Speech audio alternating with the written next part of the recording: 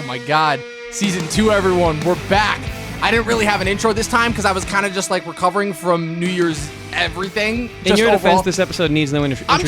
Really? I'm just gonna be like, I feel like everyone is kind of like used to the format at this point in terms of the introduction format. I'm Dom, Chris, the movie nerd, the usual. This is Talkin TV. And this is the year that will find me a nickname, but it hasn't come yet. We are still going to do that. Because today, there's much bigger fish to fry. Absolutely. So much so that I have to put pride aside to kind of get some knowledge and learn from some of Dom's curated, handpicked experts. I reached out into the ether. I got a few people to respond, and they were able to, thank God, come and show us Chris. Because we both know a decent amount about movies, but these guys, like, we got the MVPs right here. You know? I have my notepad out. I'm going to take notes. I'm very excited to see what you guys come up with. We're getting the new year, the new decade off to the right start because we said it before. This was going to be a podcast where you come to learn. I know, school and everything. But, you know, the difference between us and school, we do it the fun way. If that's even a thing. I don't know. From what I heard, schools are actually getting pretty fun. Get your head out of the fucking machine, you know? Exactly. You need to learn. As we go further into the machine. But anyway, so, introducing the hold newest... on, because before that, the reason we're all here and in a second season is for the people who have listened. We honestly got a decent amount of downloads in season 1, and I know none of my friends listened, so whoever you are, wherever you are, thank you for being here. I just wanted to say Happy New Year since I won't really be too much on this podcast. Thank you guys for joining us. We have a lot planned for this new year. We're looking forward to you being here. So with that being said, I'm going to turn it over to Dom to tell you kind of what like this whole episode's all about. And just, you know, remember to, at the end, Dom will tell you there's a very important thing you got to remember as always. And I'll save that for now, but Dom, bring it in, kick us into this podcast. I made a New Year's resolution, and I don't remember exactly what it was that entailed because there was much stuff that was consumed on New Year's Eve. But I do know that there's one thing that's not going away, and that's my catchphrase, and that is overall just watching movies. So, to my left, Chris is right. We have my number 2 from my days working at the Oswegonian, the greatest goddamn entertainment section that you could ask for on a newspaper ever in Oswego, New York. The one, the only, Brandon Fallat. Brandon, how are you? What is up? I'm doing great. It's great to be here. Great to talk about the best movies of the decade. Meaning, the greats. You know, I just want to talk about the big stuff. Real Steel, Transformers, Dark of the Moon, The Last Night. That's what I'm here for. We're already getting this off to a great start. No, but Brandon, so you and I, we had to come up with a decent amount of top 10s in our day back at the Oswegonian when we were working together, struggling hard in order to get in those deadlines. So you feel like that gives you a lot of experience and legitimacy in order to be here, in order to qualify you to be here? My entire life has been consumed by top 10s. Not just movies and music. Whenever I do the dishes, I'll say, all right, Dad, and I'll lay out 10 dishes, and I'll say, how would you rank these? Top 10 dishes. And he would say, okay, well, we got to start with the porcelains, then we can move on from there. You know, I'm glad that your dad actually like partakes in that, because every time I ask my dad that, I'd usually just get dirty looks. Yeah, no. And to my right, we have another guy from Oswego. There's a lot of, deja vu going on around here. He was in the cinema department with me. He helped me out of a lot of stretches, particularly with my final project, and he definitely knows his stuff about movies, even in his aspirations to become the next great stand-up comedian, Mr. Adam Sommer. Adam, how you doing, man? I'm good. Thanks for having me on the podcast. I've never done a strictly movie podcast, so it should be interesting. This is definitely going to be a fun time. There are going to be much shenanigans that are happening. So, guys, in order to kind of like break it down, so this is kind of like a different kind of an episode, for any new and returning viewers, and also just new viewers in general. So rather than just kind of like breaking open a topic and kind of diving into it, so this is the first of a couple of rankings podcasts that we're going to be doing, where we decided to get the big dog out of the way, rip the Band-Aid right off. We're going right into it. We're doing best of the decade. We just finished up 2019, which just finished up a whole decade. It was definitely an interesting decade, to say the least. Before we start, in terms of like breaking down what movies we feel qualify as instant classics in terms of what will go down in the bowels of the history of cinema, in terms of actually qualifying for such a way with words. Classic. Yeah. I know, right? The so bowels. Eloquently. What is one thing that I would say you guys took away from last decade overall? I just like kind of what it meant for both the world and just the world of cinema in general. I mean, I definitely think it was a really good decade for movies in general, because you actually got to see people coming back to theaters again. And I think a large part of that is from superhero movies, which I think they're both good and bad for the industry, because it has brought people back to the theaters and wanting to, come back and actually have the experience. So I think it was good to see an actual rise in numbers and like ticket sales. So Yeah, and to see the kind of death and rebirth of independent cinema, I think was the big takeaway.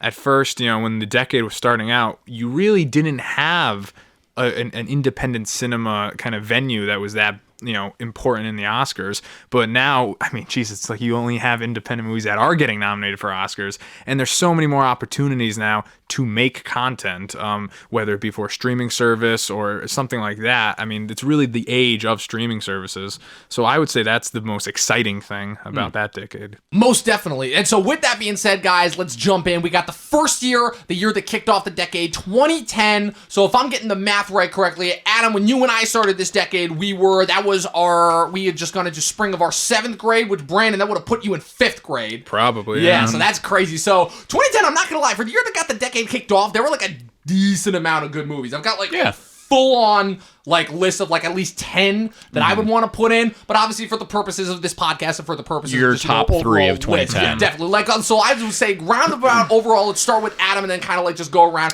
top 3 movies that you would nominate from 2010. All right, 2010, I have, not many people have probably seen it, Beyond the Black Rainbow, kind of experimental, really good, Inception, and then Scott Pilgrim versus the World. Who directed Beyond the Black Rainbow? His name is Michael Bay. Panos Cosmatos. Oh, that's the Panos Cosmatos, the director of one of our professor's favorite movies from 2018, Mandy. He did Mandy as well. That's all right, terrific. definitely. Yeah. All right, that's definitely an interesting choice. I have not seen any of Panos Cosmatos' movies, but it's wild. It's another Greek director like Yorgos Lanthimos. He's just got that name that you just want to say over and over again. I don't know. It's just one of those fascinating, like Karen Kusama, just like one of those directors, or John Cassavetes. That's not a Greek name, but I just want to say that name over and over again. It just rolls off the tongue so well. All right, then going over to Brandon. Brandon, what would your 3 movies be that you would nominate from 2010? I would say the 3 seminal movies from the year: The Social Network, Inception, and Toy Story 3. Yeah, that's kind of along the same 2 lines. Inception on the top 3. 2 Inception. So I think it's safe to say which one is making it. So I actually have a funny relationship with Inception, but what's it called? I actually have a funny relationship with Inception because it's a whole thing of where I didn't like it necessarily the first time that I watched it. But then I went back and rewatched it again, and I enjoyed it. I thought it was good, but it's still, I don't know what it is. It's I get what it did for the world of film when it came out. I just think that it was just a moment that I think I missed it, and therefore the effect I feel was lost on me. Because there is a lot to be said about catching a movie in the moment of its release. Absolutely. And also just in terms of Christopher Nolan movies, obviously it's not even close to being my favorite. I think it comes in 5 or 6. I like all the Dark Knight movies, Interstellar, The Prestige, and what's it called? Dunkirk? No, surprisingly enough, Dunkirk is actually my least favorite of Nolan's movies. But yeah, I don't know. It was just maybe the effect was lost on me. But the other 2 I will give you, definitely Social Network and Toy Story 3. But I'm gonna lobby in a little bit more of a personal choice. This is a choice that not a lot of people would think of. So 2 of my choices you actually got. Toy Story 3 and The Social Network are my 2 choices. Thanks, Tom. You're welcome. But I'm also gonna lobby in The Fighter because I think that's a movie that it definitely gets overshadowed because I feel like the boxing genre, I feel outside of Rocky, overplayed. It doesn't necessarily, not overplayed, but I would say it kind of repetitive. It's not necessarily a genre that gets typical. to revisit. So it's overplayed. It doesn't get to. Yeah. It doesn't get to present a lot of new themes, I guess, is what I'm trying to say. But I think that with this movie, it kind of kickstarted this trend of what I like about a lot of sports movies that I saw this decade, which is getting back to me what always made sports movies good, which was the interpersonal drama, because usually there was some sort of familial struggle that was involved. In this case, you saw the relationship between Mark Wahlberg's Mickey and his half brother, step brother, whichever the relationship was. Christian Bale's Dickie Eklund.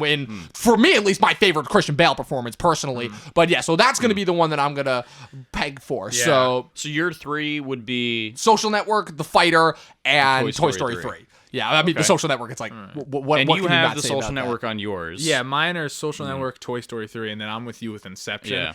I think Inception's fantastic. So we have 2 for Inception. We have 2 for Social Network. So I think it's narrow safe to it say, down for those. I think it's safe to And say then that Social Toy Story Network 3. and Inception are there. So and then do we just I want would to have done Scott Pilgrim versus the World. Yeah, 'cause Scott that Pilgrim movie- came very Not close. just That one came it's very close for underrated, me. It's just terrific. It's masterful. my favorite It's Edgar a Wright comedy movie. film that is masterfully told. But it's not just that. It's the fact of it's using all of those I feel quick cut editing techniques, but it's using them the movie has such a strong sense of identity that I feel I'm not gonna say it's missing because I feel all of Edgar Wright's films have this, but I feel feel like it stands out above the rest. I would. It's by far his best film. Yeah. Because it has such a sure idea of what it the is. visual flair, the sense of tonality, the comedic chops. It's like the sense of comedy. It's like there's that joke per minute kind of thing. But the thing that I love about all of Edgar Wright's movies is they all have that sense, because Edgar Wright, I think the whole thing that he says is he writes his screenplays to music, and kind of in every single one of his screenplays you can sense this like undergoing like dynamic pentameter to everyone. Like that's the whole thing with Baby Driver, to the point where he literally makes a soundtrack the entire backdrop to that movie. So I feel like in that sense, like Scott Pilgrim, it's an honorable mention. It's definitely an honorable mention. Yeah, but so those are the three that we're going to go with most definitely in terms of seminal defining that year. We're going to go with Social Network, Inception, and Toy Story 3 from 2010. We're picking all three. So we don't want to cut one loose now. Do we think all three have a shot in making the top 10? Personally, I think we can cut out Toy Story 3. I think it's safe to cut out Toy Story 3 now. I mean, because I honestly think Toy Story 3 is my personal favorite animated film of all time. Toy Story I think 3 it is comes, absolutely terrific. Toy Story 3 comes close, but to me, I can think of at least two other animated movies for if there are going to be, and if there is going to be an animated movie that makes the top 10, the overall list. What's it called? It'll definitely be like one of these other two that we'll get to later on down the list, because one of them was mid of the decade, one of them was just last year, but so we'll get to them. Like, don't get me wrong, Toy Story 3 comes very close, but if I had to pick between that and these other two movies that we're gonna get to, it would definitely be like between those other two. So the structure is we're gonna just talk about the nominees right now, and then by the end of it we go 2010. We got to pick in that moment. Pretty much. 2011. And I'll be honest, I'm fine with cutting Toy Story 3 because it is a sequel, and it would be kind of weird saying like best movies of the decade is that third entry in that series. Yeah.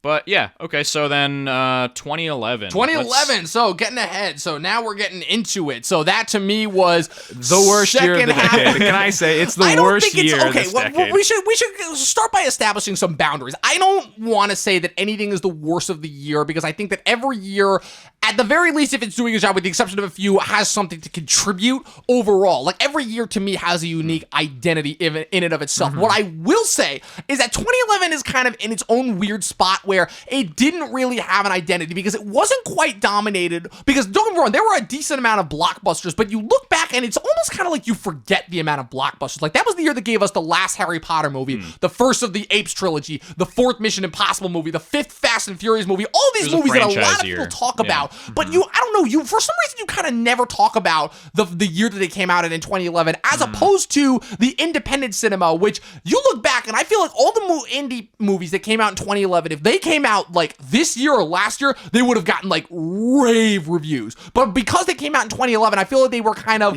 if you weren't kind of like in the circle and in the moment, I feel like a lot of them got missed. The scene wasn't as popular there because there wasn't as many venues to see those films. It was a whole different landscape just at the beginning of the decade. And that just shows you like what happens over 10 years. What are your top three? So if I had to pick three overall, just based off of what I've seen, because I will admit 2011 is probably the year, unfortunately, that I have seen the least amount, because I think in terms of the movies that I need to catch up on from that year, is the longest. But my three movies that I would nominate from that year are, I think this is an obvious no-brainer, Nicholas Winding Refn's Drive, Warrior, and Young Adult. Those would be the three that I would nominate. Jason Reitman's Young Adult. All right. Yeah, this is the second thing. This is the second year in a row that I'm two with him. Yeah, I would definitely put Drive in there. Definitely put Warrior in there. And then my third pick, I don't know, just like throwing in there would be The Help. But that's just to throw it in there. I don't think it's I think it's terrific. It's an honorable mention. I just want to mention it, but it is such a damn good movie. Yeah, and it's funny because I actually haven't watched The Help at all. So like, is there anything that you would like go into in terms of like prefacing like what it is that makes that movie like one of the like quintessential viewing movies of 2011? Absolutely. Sorry, I think no, you're good. So I also have one in common. I've got Drive. I've got Tree of Life, and then I have The Artist, which Terrence Malick. Yeah, you actually have the famed Best Picture winner. I actually deserve Best Picture. I actually agree with that. I think it's a really underrated, like lesser known, that like not many people saw. It was a good film. Yeah, and I really enjoy it. So those are my three.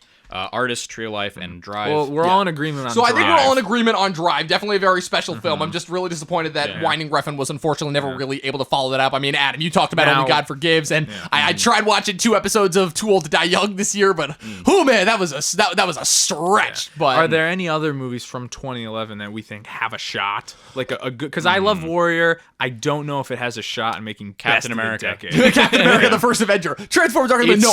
I think it's a great. It could be its own own standalone. The first Captain America is terrific. It's one of the most. It is the most underrated. Definitely MCU. the most underrated MCU. No, my thing. I think the only movie that I would think of that would maybe have a shot is The Girl with the Dragon Tattoo. I keep going, but I never watched that one. That's the problem. So, like I said, 2011, I'm severely lacking. Although I will put out the praises for Young Adult because I think that Young Adult is definitely one of the more kind of underrated because I feel like because Jason Reitman had that win from 2006 to 2009 between Thank You for Smoking, Juno, and Up in the Air. And then kind of when Young Adult hit in 2011, it kind of flew under the radar. But let me tell you something, like Charlize Theron, kind of the beginning of his collaboration with her, and just like what he says about like kind of like, I feel like that was a movie that was talking about gender and societal norms about women before it was like popular, I guess, in order to talk about gender and societal norms for women. And just in terms of that sense, kind of like somebody who like left town kind of became a rock star and is kind of like living in like the after show of, kind of the hangover phase of her fame and kind of comes back in order to see what the life she could have had was like, kind of reconnects with some old people from high school. And it does some things that you would expect. It does some things that you wouldn't expect. I definitely think incredible supporting turns for both Patton Oswalt, who to me delivers an Oscar-worthy performance in that year. It helps largely that he's incorporating a lot of elements of himself into that movie. But yeah, just really great movie. Just wanted to give it a shout out. Not for Ratatouille? No, unfortunately not for Ratatouille. No, unfortunately, see, for me, well, that we got to talk about at a different point when I talk about how I feel like the Oscars have just been completely unfair to voiceover artists in general. But and stuntmen. They don't even have a category. Voiceover artists, stuntmen, casting directors are the three people that I feel like have been consistently fucked over by the Oscars. Casting directors, I don't. Do you think really an Oscar? Best accountant. Yeah, are you the best at finding good actors? Hey, are you kidding me? If we're talking about like how this stuff really works, accountants do a hell of a lot more than we give them credit. If there was an Oscar for casting director, I would have 17 by now. Anyone can pick out who they want. It's like the Yankees; they just buy the best team. A lot of the times it's the director who comes up with that. But so anyway, so 2011, yeah, we can all agree it's like Drive. I'll say the movie Drive from that year. Yeah, I mean overall, that year was great for blockbusters. It kickstarted a lot of great blockbuster franchises. Most definitely. First Thor, first Captain America, X-Men First Class. Well, let's not forget Green Lantern, which effectively kickstarted Deadpool. Swerve the DCEU. I mean, that kickstarted Deadpool. Most definitely. It led to one of the best jokes in the last Deadpool movie. But overall, in terms of quality cinema that will be remembered, other than Drive, which I don't even think has that good of a shot at making the top 10 of the decade list. I don't know. I'll definitely like put like a few pegs behind it, just in terms of like what it is. I think Drive's biggest hindrance that it had at the time was that people at the time weren't quite ready for that kind of a movie, so they weren't really sure what it is to make of it. Because the whole thing of that movie was marketed like an action movie, but it's so much more of a somber character study than anything else. It is really graphic, and I think his character study is really interesting, but also it's got a stellar cast just besides Ryan Gosling. Oh my God, yeah. It's got Oscar Isaac. Before he became Oscar Isaac. It's got Ron Perlman. It's got Bryan Cranston. It's got Albert Christina Brooks. Hendricks. I was about to say the MV freaking P of that movie, Albert goddamn Brooks. Holy shit. It is by far the needle in a haystack of that year. Most definitely. All right, so then 2012. So moving on to 2012. All right, the year that the world was supposed to end and didn't. And it's like one of the most disappointing things. I remember that was like literally one of the most tense New Year's Eves ever. And then I woke up the next morning. I'm like, wow, what a bunch of bull. Screw you Mayans with trying to fool with you and your bullshit calendar. It was supposed to end on the 21st though. So that's right. Yeah. That's what I was trying to go for. Oh no! Whenever I think of 2012, I think of that was the year Avengers and Dark Knight Rises came out. Definitely a very marked superhero summer. That was end of my freshman year of high school. Those two movies coming out the same year. It was like Christmas. It was like, wait, you're telling me I'm literal getting Christmas in July? Things? Yeah, it was insane. No, and like say what we will about Avengers and how that kickstarted the whole Marvel wave and Disney and what it's happening to the industry right now. But at the very least, you cannot deny the effect that first Avengers movies had when that movie hit. Yeah. Oh my God. And that leads me into my nominations. I will nominate The Avengers, Silver Linings Playbook, and The Perks of Being a Wallflower. Yes. Oh my God. Three defining 2012 Watch films. that. Honorable mentions, I just want to say Les Miserables is great. I don't know why the critics hate Russell Crowe singing and all that kind of stuff. It is a great film, but I'm not nominating it. Yeah, what's it called? 2012, I feel like is definitely, without a doubt, one of the 2 years that we're gonna have the most difficulty with, because there's a lot of freaking movies. I mean, you want to go Project X, Chronicles, Zero Dark 30, Paranorman, Moonrise Kingdom, Seven Psychopaths. The list goes on and on. Even little ones. Pitch Perfect is great. It's a great I comedy. still haven't seen the first Pitch Perfect. It's great. It's like and such I a great feel like comedy. it got completely marred down by the sequels, unfortunately. But so if we're going for my 3, don't get me wrong, this is a really, really freaking tough year. But if I had to pick my seminal 3, so we do have one in common. We do have Silver Linings Playbook in common. Perks, I came so close. I came so close to putting Perks, and I just recently watched that. That movie had so many effects on me. Just as like, first off, the freaking guy who wrote the goddamn book, adapting his own movie, and adapting his own source material. Love to see it. Having it be as still as deep and disturbing, but also like as what's the word I'm looking for? Just as enveloping. I feel like as it would be. Like I feel like I'm reading the novels of a book. Also, and unfortunately, I hate to say this, but Emma Watson's peak, because unfortunately Emma Watson had Bling Ring right after that, and then she was not able to touch that. But Emma Watson as the manic pixie dream She's girl. got Little Women this year. She does have Little Women, but I have heard that she's the weakest part of that movie. Good to know. They Unfortunately, probably underuse her. Probably. She has like what, 4 sisters? Well, because the whole thing is that I feel like she's been ensemble, underused. yeah. She's kind of been like underused and everything since Harry Potter, because I feel like the studios have like, again, she kind of got stuck in that trap of, oh, she's Hermione, what else are we gonna put her in, you know? And so we've just put her for her Hermione-esque roles. But so I will my other 2 choices though for that year will be the first gift that Quentin Tarantino gave us this decade of the 3 movies that he gifted us with this decade. Django fucking Unchained. Love that movie. I get it. It's probably not the most historically accurate, and Tarantino was probably a little bit too liberal with the N-word in that movie, but motherfucker, in terms of that being like one of the best escapist fantasy. Also, how about the fact of everyone talks about Once Upon a Time in Hollywood being 3 hours long?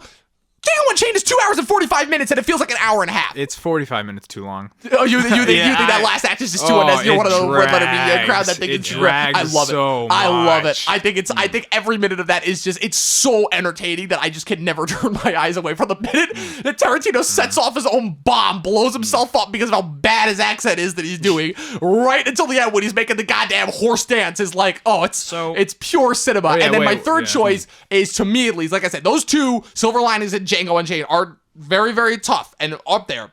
But for me, it's Cabin in the Woods as the defining It's a fun movie for me. It's a fun movie. No, but we'll get into it. And Adam, you know why I picked that choice. Yeah.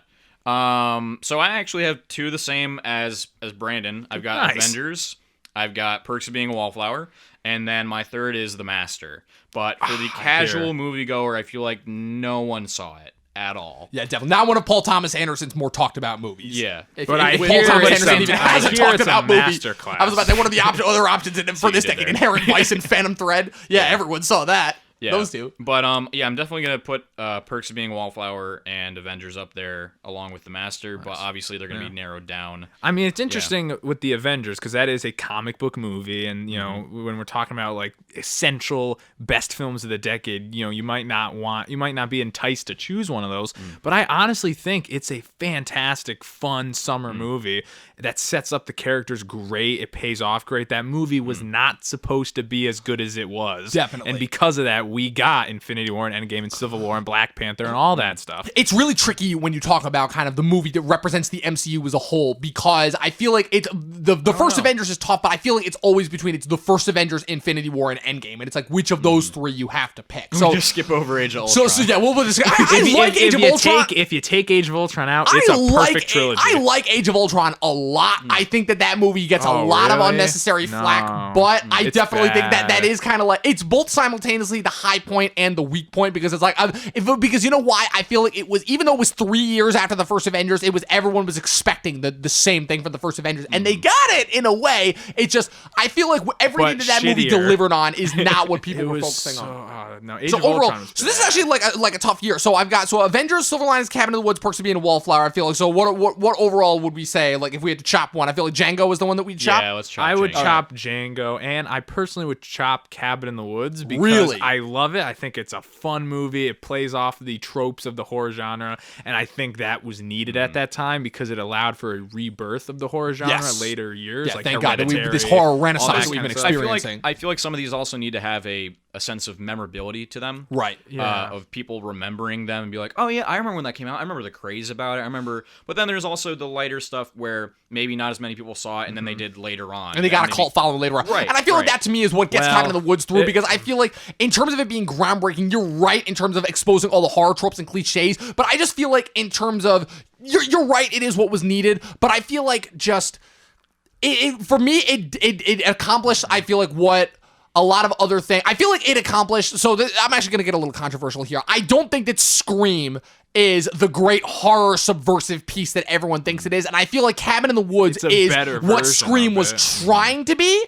And that to me is what marks Cabin in the Woods as being like not only the best, because you're right, but if we are talking about memorabilia, I feel like if we don't get Cabin in the Woods, we don't get Get Out. We don't get Split. We don't get Hereditary. I don't think Jordan Peele watched Cabin in the Woods. I disagree. Well, no, I'm not talking about. I'm gonna make my. I'm not talking about how it influenced each individual artist. Like, now I got it. I'm talking about like its overall effect, just on like the types of risks that producers would take in terms of giving these. But Cabin in the Woods didn't make money. It wasn't a hit.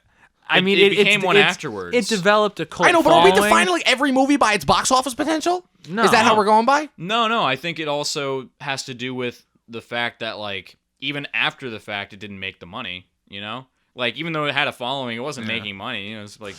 Right, I guess, but how? I guess my argument. I heard memorabilia. And I guess like, I'm going the. Movie. I would not say Cabin in the Woods has that. See, that's where I disagree. I think that just because it doesn't like necessarily have like that one fandom thing that people can latch onto, I just feel like just bringing up the formula, like it's a funny movie, it's an introspective movie, and I just feel like if you think about it, it's such a nihilistic, messed up movie. Like in terms of like giving. Like that action spectacle set piece, but also like what's so subversive about it is that it gets you into the tropes, but like actually like exposes them as characters and makes them interesting. I don't know. I feel like it's a lot more influential than people are giving it credit for. Okay, we'll keep Cabin in the Woods for now, but I'm telling. I don't think it's gonna make. I ultimately think it's. So I'll say that Avengers, and then which ones are Perks of Being a Wallflower, and Silver Linings Playbook is what else we're gonna keep all those. What's it called? I mean, it'll just be a matter of like which ones hit the chopping block once we get to it. Okay, fine. We'll keep them for now. Yeah, exactly. So going on to 2013. Moving on to 2013, an interesting year. Because it's funny because this I feel like is the year where I don't know why, but I remember from this year all of the big Oscar movies I feel like just flew under the radar. And like I didn't hear about them until like TV ads before, like, because this was the first year that I actually watched the Oscar ceremony. I remember that being the first time where I'm like, okay, I want to learn more. I want to know about what all of these movies are, because these all seem interesting, because that was the first year, because following up the gangbusters year that 2012 was in terms of like having blockbusters that felt like the greatest gift to God, 2013 just felt like such a letdown. Because I feel like every single blockbuster, I feel like this is the only blockbusters that I remember seeing in theaters I actively enjoyed. Fast and Furious 6, Star Trek Into Darkness, and the first 2/3 of Man of Steel. And everything else to me that year was just a flat, big, fat disappointment. I will say, though, in terms of blockbusters, 2013 was a shit show. 2013 is very disappointing when it comes to blockbusters. Because the thing is, I missed Pacific Rim. And I feel like if I'd seen Pacific Rim in theaters, that would have made a big difference. But because going into 2013, there was so, like, Man of Steel was so highly anticipated. Yes. Iron Man 3 looked amazing. Star Trek Into Darkness is, oh my God. And then, I'll be honest, after that year with, like, Elysium and The Wolverine and Pacific Rim, in World War Z, like the only blockbuster that I like enjoyed was The Lone Ranger. I swear to God. And that's not even a good movie, just from like an entertainment compared to the other ones. Like, this is fun at least. I don't know. So then what would be your 3 from 2013? So my 3 that I would pick, so again, like I said, a lot of movies that I saw after the fact, but once I saw them, I'm like, okay, I definitely understand why these movies are freaking like amazing and like regarded, like definitely should be regarded as the best of the decade. But for me, I'm going, and again, there are 3 easy choices, I feel like, but I feel like they're the most obvious for ones for me. Wolf of Wall Street, Her, and Prisoners. For me, no question, those 3. Like, just in terms of like the best of the year, the best of the decade. Her, I feel like, is a movie that does not get talked about enough. I feel like that was one. It's beautiful. That they cut from the chopping block way too quick. In terms of like just overall, kind of like almost as a precursor for a movie that I definitely feel like is going to show up later on, like kind of already getting into this idea of what artificial intelligence can do, but also I feel like just you can appreciate it either way, because it's interesting because it both walks the line of where you both empathize and don't empathize with him. Because on the one hand, he is a lonely man who wants to distance himself from society to the point where he is, willing to develop romantic feelings for an artificial intelligence. My dad does not like that movie. Oh, I'm sure he doesn't. I'm sure he does, because he's probably on that one side. But on the other side, he's just straight up like, oh, it's fucking stupid. Guy falls in love with his phone. It's the easy marketing tactic. It's one of those movies like Shape of Water that got reduced to its kind of its tagline, basically. To its meme tagline, and it's so much the more guy than that fucks his phone. Yeah. It's just like, it's so much more. If you've ever been if you've ever felt lonely, like you can empathize with that movie. Seriously. Like to a great Exactly. degree. And on the other hand, like, you can actually feel happy for it because it's like, yeah, this guy like doesn't fit into He's not society. hurting anybody. He's not hurting anybody. Why can't you just let him enjoy his time? I love that movie. It makes Yeah. me cry. Yeah, that movie is honestly like terrific. And like, even though like, I've loved a majority of the Joaquin Phoenix performances that we've gotten this decade, that honestly might be my favorite from him. Because even with The Master, I feel like that's one where it's like it's almost a little bit too showy. But that to me was the one movie this decade where it was like was he subtle. was so subtle and restrained, and it felt like I was watching a normal guy. Like He never had a big scene where he was like bawling his eyes Exactly. out. I Yeah. love Joaquin and I love every performance that he's given, but every single thing, it almost kind of goes into the sense of like, wow, look at him acting, you know? And I hate using that because that's such an easy, like, meme-worthy, like, term to use, but like, that's like how I felt, like, watching a majority of his performances, but You're that's like, the one this where is it's like, acting. exactly, it's like, acting. Look at So him wait, give this Adam, performance. what are your three? Yeah, what are your three? So, Adam? actually, two of mine are lining up with Dom's, Wolf of Wall Street, Prisoners, and then The Place Beyond the Pines. Filmed in my hometown. Yeah. It's terrific. I really like it. It's such also, again, one of those, like, needle in the haystack, like, knockout cast.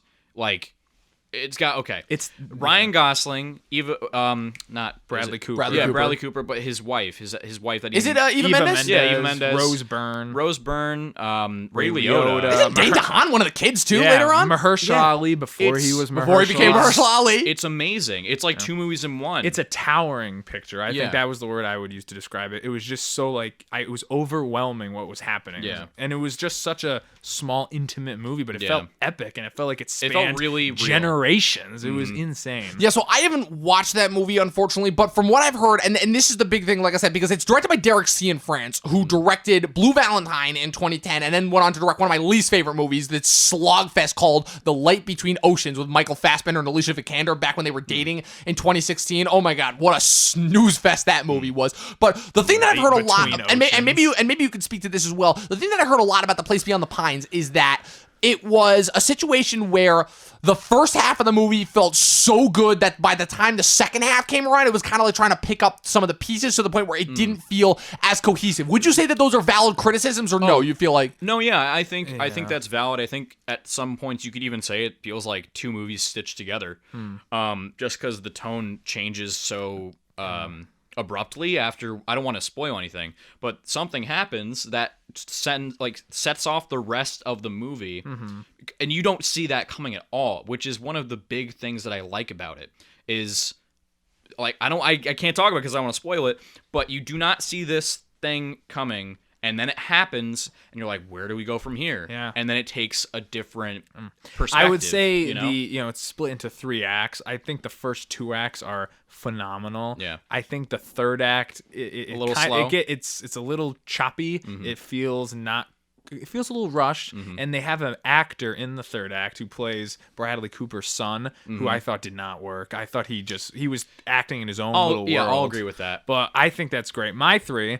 Funny enough that we all match on 2 movies, Wolf of Wall Street and Prisoners. I think these 2 movies absolutely have a shot to be in the top 10 of the decade by far. I will say, I feel like Wolf of Wall Street has become the cool frat boy movie to like. It has. it's kind of replaced Fight Club in that it's sense. unfortunate. They like it for, I feel like, the wrong reason. Like, oh my god, it's like drugs and He throws the midget at the he wall. throws a midget at the wall. Yeah, This is the look coolest guy ever, even though he ripped off millions of people and stole their They're fortunes. like, I want to be Jordan Belfort. I'm like, you realize this The guy whole point of this movie is to hold up a mirror and say, no, you are the goddamn problem, not ass, because you are who enable assholes like this to continue to thrive. I think the reason they like it is because it's a life of luxury that's like, oh my god, he's getting to do this, snorting a coke off a cooker's ass. Yeah. You tell, and that's what's exciting about And it. I definitely agree that it does take away from kind of the overall impact that movie had, which it is still like, It's to me, great, like a masterclass. But Like Scorsese directs that movie like a 30-year-old. It's a 3-hour-long movie that feels like an hour and a half. It's like you're so invested in it and you're so along for the ride and all this excess that by the time you realize that it's been like an hour and a half, you're like, oh shit, that was 20 minutes, wasn't it? I would say my 3rd movie is the one that I think has to be in the running. Inside Llewyn Davis. Have you guys seen it? Yeah, the Coen Brothers one from that year. It is a fucking dream, that movie. I just saw it recently, like a few months ago. It is really and good. it knocked me out. It is absolutely, I would say riveting because it's a slow movie, but it's amazing. I think all 3 of the movie, Prisoners, Inside Llewyn Davis, Wolf of Wall Street, I think they belong in the best of the decade.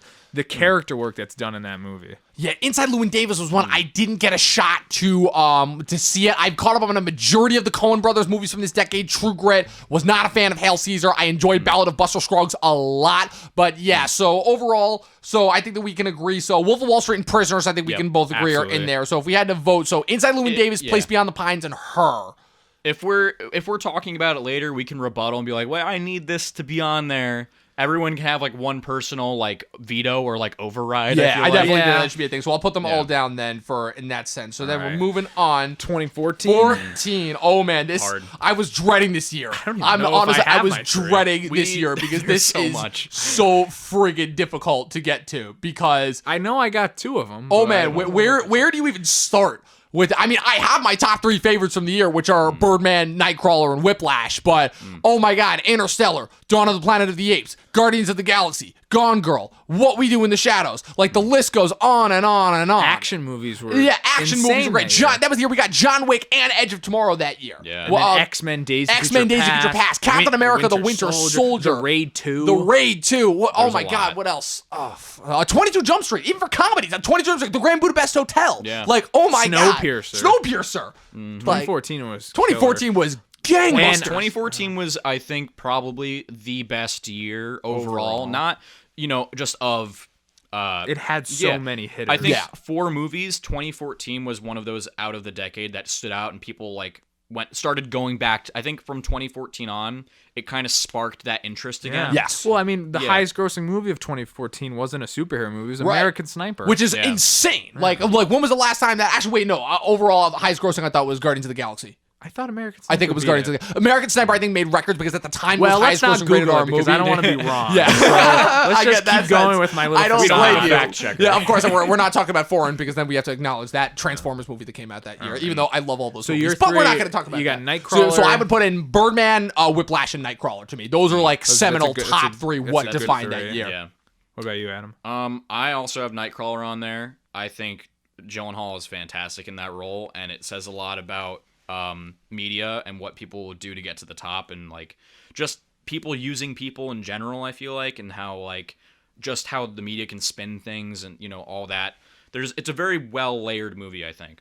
So Nightcrawler, Interstellar, and then I was honestly between also Whiplash and Birdman. And Birdman won Best Picture, obviously, but I think Whiplash is just fantastic. I think Miles Teller does a great job in it. J.K. Simmons, like he Just as like you want to talk about like the overall character performance. struggle of like he won Best Supporting Actor in that, Yeah, right? he did. Yeah, and he it's like, but deserved just that in terms of like the struggle, wholeheartedly. kind of like continuing in a more realistic sense, I guess you could say that the Black Swan struggle of doing what is it that you're willing to do in order to become the best, and kind of like how that's all encapsulated in J.K. Simmons' performance, where as despicable as that character is, you understand why he's doing what it is that he's doing. And the thing is that even as over the top and ridiculous as he is, he never stops being a human being. Like he is visibly moved when he finds out that former student of his killed himself. So like, yeah.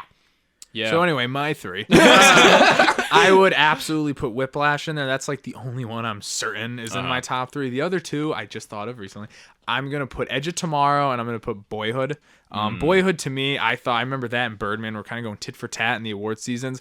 I'm heartbroken that Boyhood Really didn't happy get that because it Boyhood took 12 didn't years win. to make. Because that's the only gimmick it has loved going Boyhood. for it. I'm sorry, that movie's. I don't think that movie's very good. I really don't. I think it's great. It's very simple. You're just existing with this kid as he just grows up, and nothing monumental is happening. You're just living life. I loved watching. I thought it was fantastic. Edge of Tomorrow. I mean, in terms of action movies that define the decade.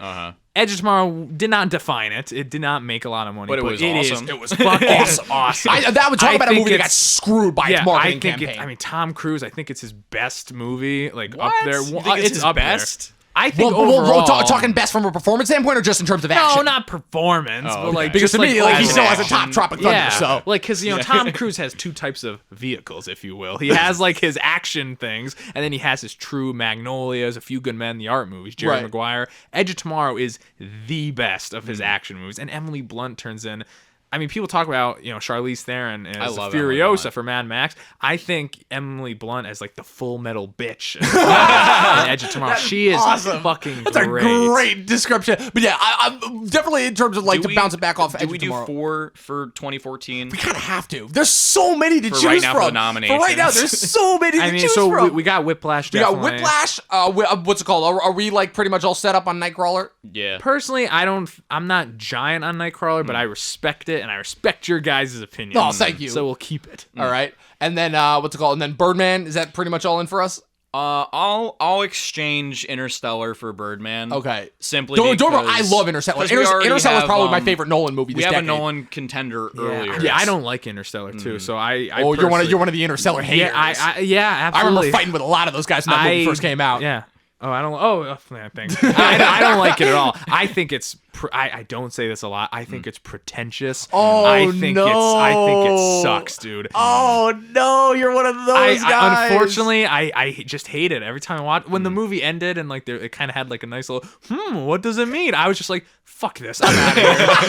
I was like, this is bullshit. I don't like that. And I respect the filmmaking. It's technically very well made. Yeah, it's but oh my just God, the visuals in story that of it movie. all, I just don't like it. I just don't like it at all. That's fair. Just kind of nothing new. It's just like that one movie. Everybody's got their one. I get it. Like that's another one. It was very similar to me for the experience that I had with Ad Astra this year, where I personally loved it, but I absolutely understand what it is that people don't like about It's it. gonna win stuff. Yeah, though. it absolutely is gonna win. Yes. Very rightfully so. One visual effects. Although I'll say, quick question: are you hit or miss on the score? Because I really like that Interstellar? score, but everyone says that like that's kind of like in their thing of like, oh, Hans Zimmer only ever does one type of score. I'm like, that to me like might be his best score. Okay, yeah, because Pirates of the Caribbean is the same thing as The Dark Knight, Right? For sure. They got it like the mixed. I like the Interstellar score. I don't think it's amazing. I think it gets the job done. It's a score. Yeah, It's a score. It does what yeah. scores need to do. Yeah. All right. So Birdman, Nightcrawler, Whiplash, and then if we put one more. It's one of yours, right? Yeah. I'll put Edge of Tomorrow up. All right, yeah, Well, I'll happily just put to Edge of have it in Tomorrow there. on I don't there, think yeah. it's gonna do any damage, but Yeah, I mean, all right. just talk Honorable about that mention. movie. I feel like that one it's just such again a one damn good. Yeah, movie. one that got screwed over by its marketing campaign. They had no idea how to So market we're that at movie. I hated the trailer. 2015. Yeah, we're on 2015. It's a little now. less hard. I gotta tell you, this year it's kind of wasn't very easier. good as I well. really out of my three, like I'm pretty happy only sticking one on here because I feel like it is kind of the defining moment. So I feel like this Can is we the all year. say it at the same time? Because I know the one let's movie. just get it over with. Oh, 1, 2, 3. 1, 2, 3. Mad Ex Max Machina. Fury Oh, I was Road. gonna say I Ex was gonna say Ex Machina. Machina. Oh, are you kidding me? Oh, I thought it was Ex Machina. Yeah, I also said Ex Machina. Oh man. No. Yeah. Come on, I know man. Mad Max is on there too, though. I think both of them. Mad Max. Is like the Even though one. Mad Max is not in my personal top three, I absolutely understand like why that would be Yeah. on there. That was one that was one where I saw it. I'm like, okay, this is a really cool, awesome action It's movie. cool. I really dug that. Yeah. You know, especially for when it came out. It was like a week after Age of Ultron, and that like blew me away in terms of like its action. But then everyone was raving about how it's like, oh my god, best of the decade, and that was to me when I'm like, okay, it's good, but like best of the decade, like, but now looking back, like especially now, like having lived through the last 2 years it with has the such a Disney domination. rewatchability But to yeah, it. no, I mean, that movie definitely does have a rewatchability that not a lot of It others just do. feels like you're just in hell, like watching this. Yeah, movie. Like, definitely. What is this? It's fantastic. So my 3 for 2015, Ex Machina, obviously. Yeah. Mad Max. And then it's between, for the third one, it's kind of a toss-up between Sicario and The Revenant. Yeah. Oh, see, that's the thing. Sicario, yes, The Revenant, I think is overrated. Really? I'm one of the few people that thinks The Revenant was over. I think, because I was so blown away by Birdman, and I could not wait. I'm like, yes, he's got, no joke, the minute that I heard that guy had his next movie coming out the year later, and it was with Inarritu? DiCaprio, I didn't even know what the movie was about. I didn't see a trailer ending. I'm like, DiCaprio's winning the Oscar for that. He hasn't won before. It's think getting to the point. I'm like, he is absolutely going to win. And looking back, I'm like, okay, if we're just taking out all of the Oscar bullshit, pandering He won bullshit, for the wrong He won thing. for the wrong movie. That much is obvious. He We should all have know won that. for Wolf of Wall Street. My problem is that in Inarritu, I feel like my problem is that movie is meandering and not in an expressive way. It feels like he is so much more interested in telling the story of the scenery and the overall like kind of existence in that life than he is in telling that character struggle. And I'm not saying it has to be purely a character struggle, but it feels like at points like he can't really decide what it is that he wants to do it on, to the point where it literally feels like this is probably the only time I would say where Leo literally does have plot armor on. To the point where he's surviving all of these different scenarios, and I'm like, okay, really? And it also doesn't help that the most tense moment of the movie happens within like the first 20 minutes. And the rest of it is kind of just like all just like this one meander. It's interesting from a structural standpoint, but I can't get invested in it the way that everyone else does. So then what are your three? For me, it's The Big Short is my number 3. I love that movie. So you also have Ex Machina. I also have Ex Machina. Yes, that economics class that to me, and I'll tell you why it worked. Because to me, what you call an economics class, I call, making people aware of an incident that not only were they not aware of, because it's crazy how most people, because we were all little kids when it happened, but me, I barely remember the housing crisis at all. But now understanding, because you weren't buying houses. Exactly. I wasn't buying houses at 11 years old. But just to make that understand, and I get it, we also do have to understand that this is America that we're living in, and as much as you can hammer a point home, it is very easy to detract people. And I think that what Adam McKay does brilliantly about that movie, that I think everyone just wants to write him off of because it's like, oh, the guy who did Anchorman and Step Brothers is doing it. The thing that everyone writes him off about is that he uses the absurdity in his previous movies in order to tell an absurd story. And in a way, making those characters and those scenarios feel even more human and even more goddamn terrifying as how it almost happened. Little humble brag. I tweeted at him once and he tweeted back to me.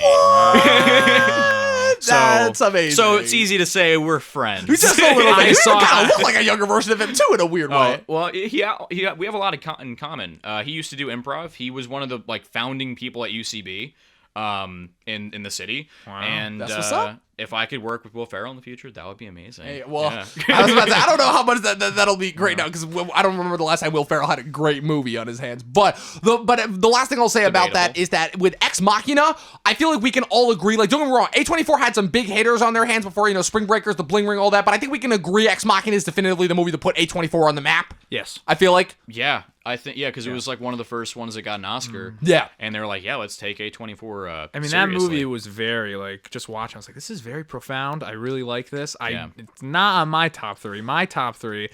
Mad Max Fury Road, I think, is a definite for that year.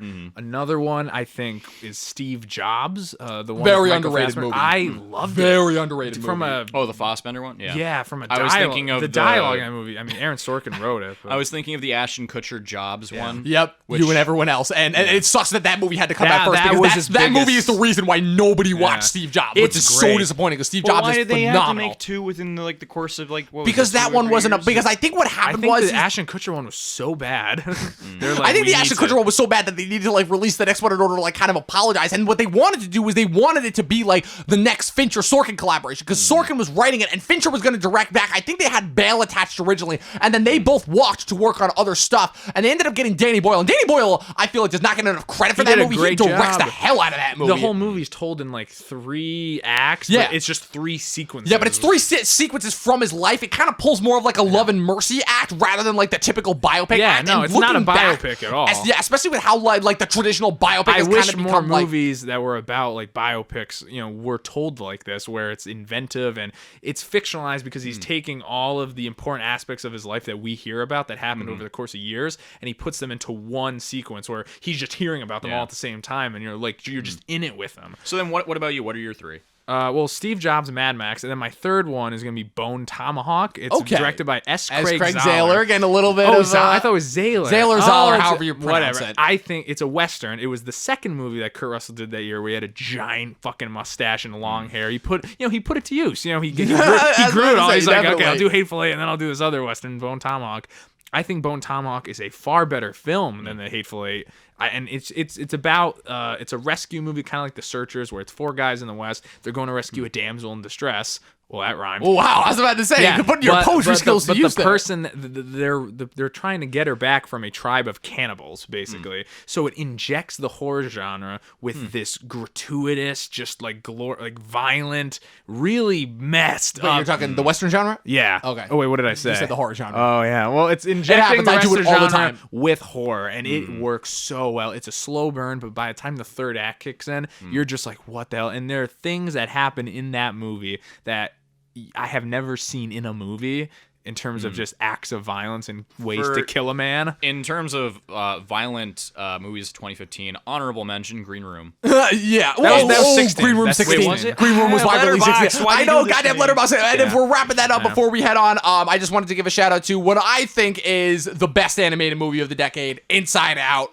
Again, saw that right when I graduated high school. It's a beautiful movie. To me, it's one of the best. I don't think it's Pixar's best, but I definitely think it is one of the best. To me, it's one of their only great movies that they did this decade. To me, this decade was very, very disappointing and sad because Pixar is like one of the powerhouses of my childhood, and seeing how they really only had two great, like really moving installments this decade. I had to give that a shout out. Even if it doesn't make best of the decade, I definitely think it deserves a warrant. So 2015, we're doing Mad Max. So we got I got Mad Max, Ex Machina, and then Sicario is what we want to decide on. Yeah, overall, I'm fine. I'll leaving let the mine Big Short out. slide. I'll leave mine out. Yeah, that's fine.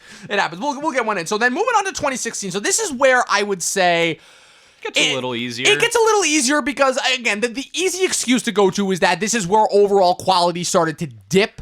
But I definitely think that we can't rule out. There were some standouts. There were definitely some standouts, but it definitely was. The thing that I will say about these last 3 years since then is that this is where it became a lot easier to figure out what the standouts were because it was. I don't know. 2017 is going to be also a hard. 2017 will be tricky, but I feel like that was where a majority of the blockbusters that we had actually because we were spoiled. We were spoiled with some great blockbusters earlier this decade. That was where it really kind of started to slip. I made this famous argument about, to me, it was one of the most disappointing summers ever, where it's like I felt like with the exception of Captain America Civil War and The Nice Guys, every single movie that I went to Kubo and the Two Strings and War Dogs, every single movie that I went to that summer just completely disappointed me. And I was like, why am I even watching this? And it got kind of continued into November, but we still got some good ones. So let's just get the easy one out of the way. I feel like Moonlight, we'll get to that choice, but Moonlight, I feel like is one that is definitely going to be, like, without a doubt, like one of the most groundbreaking, defining movies of the decade.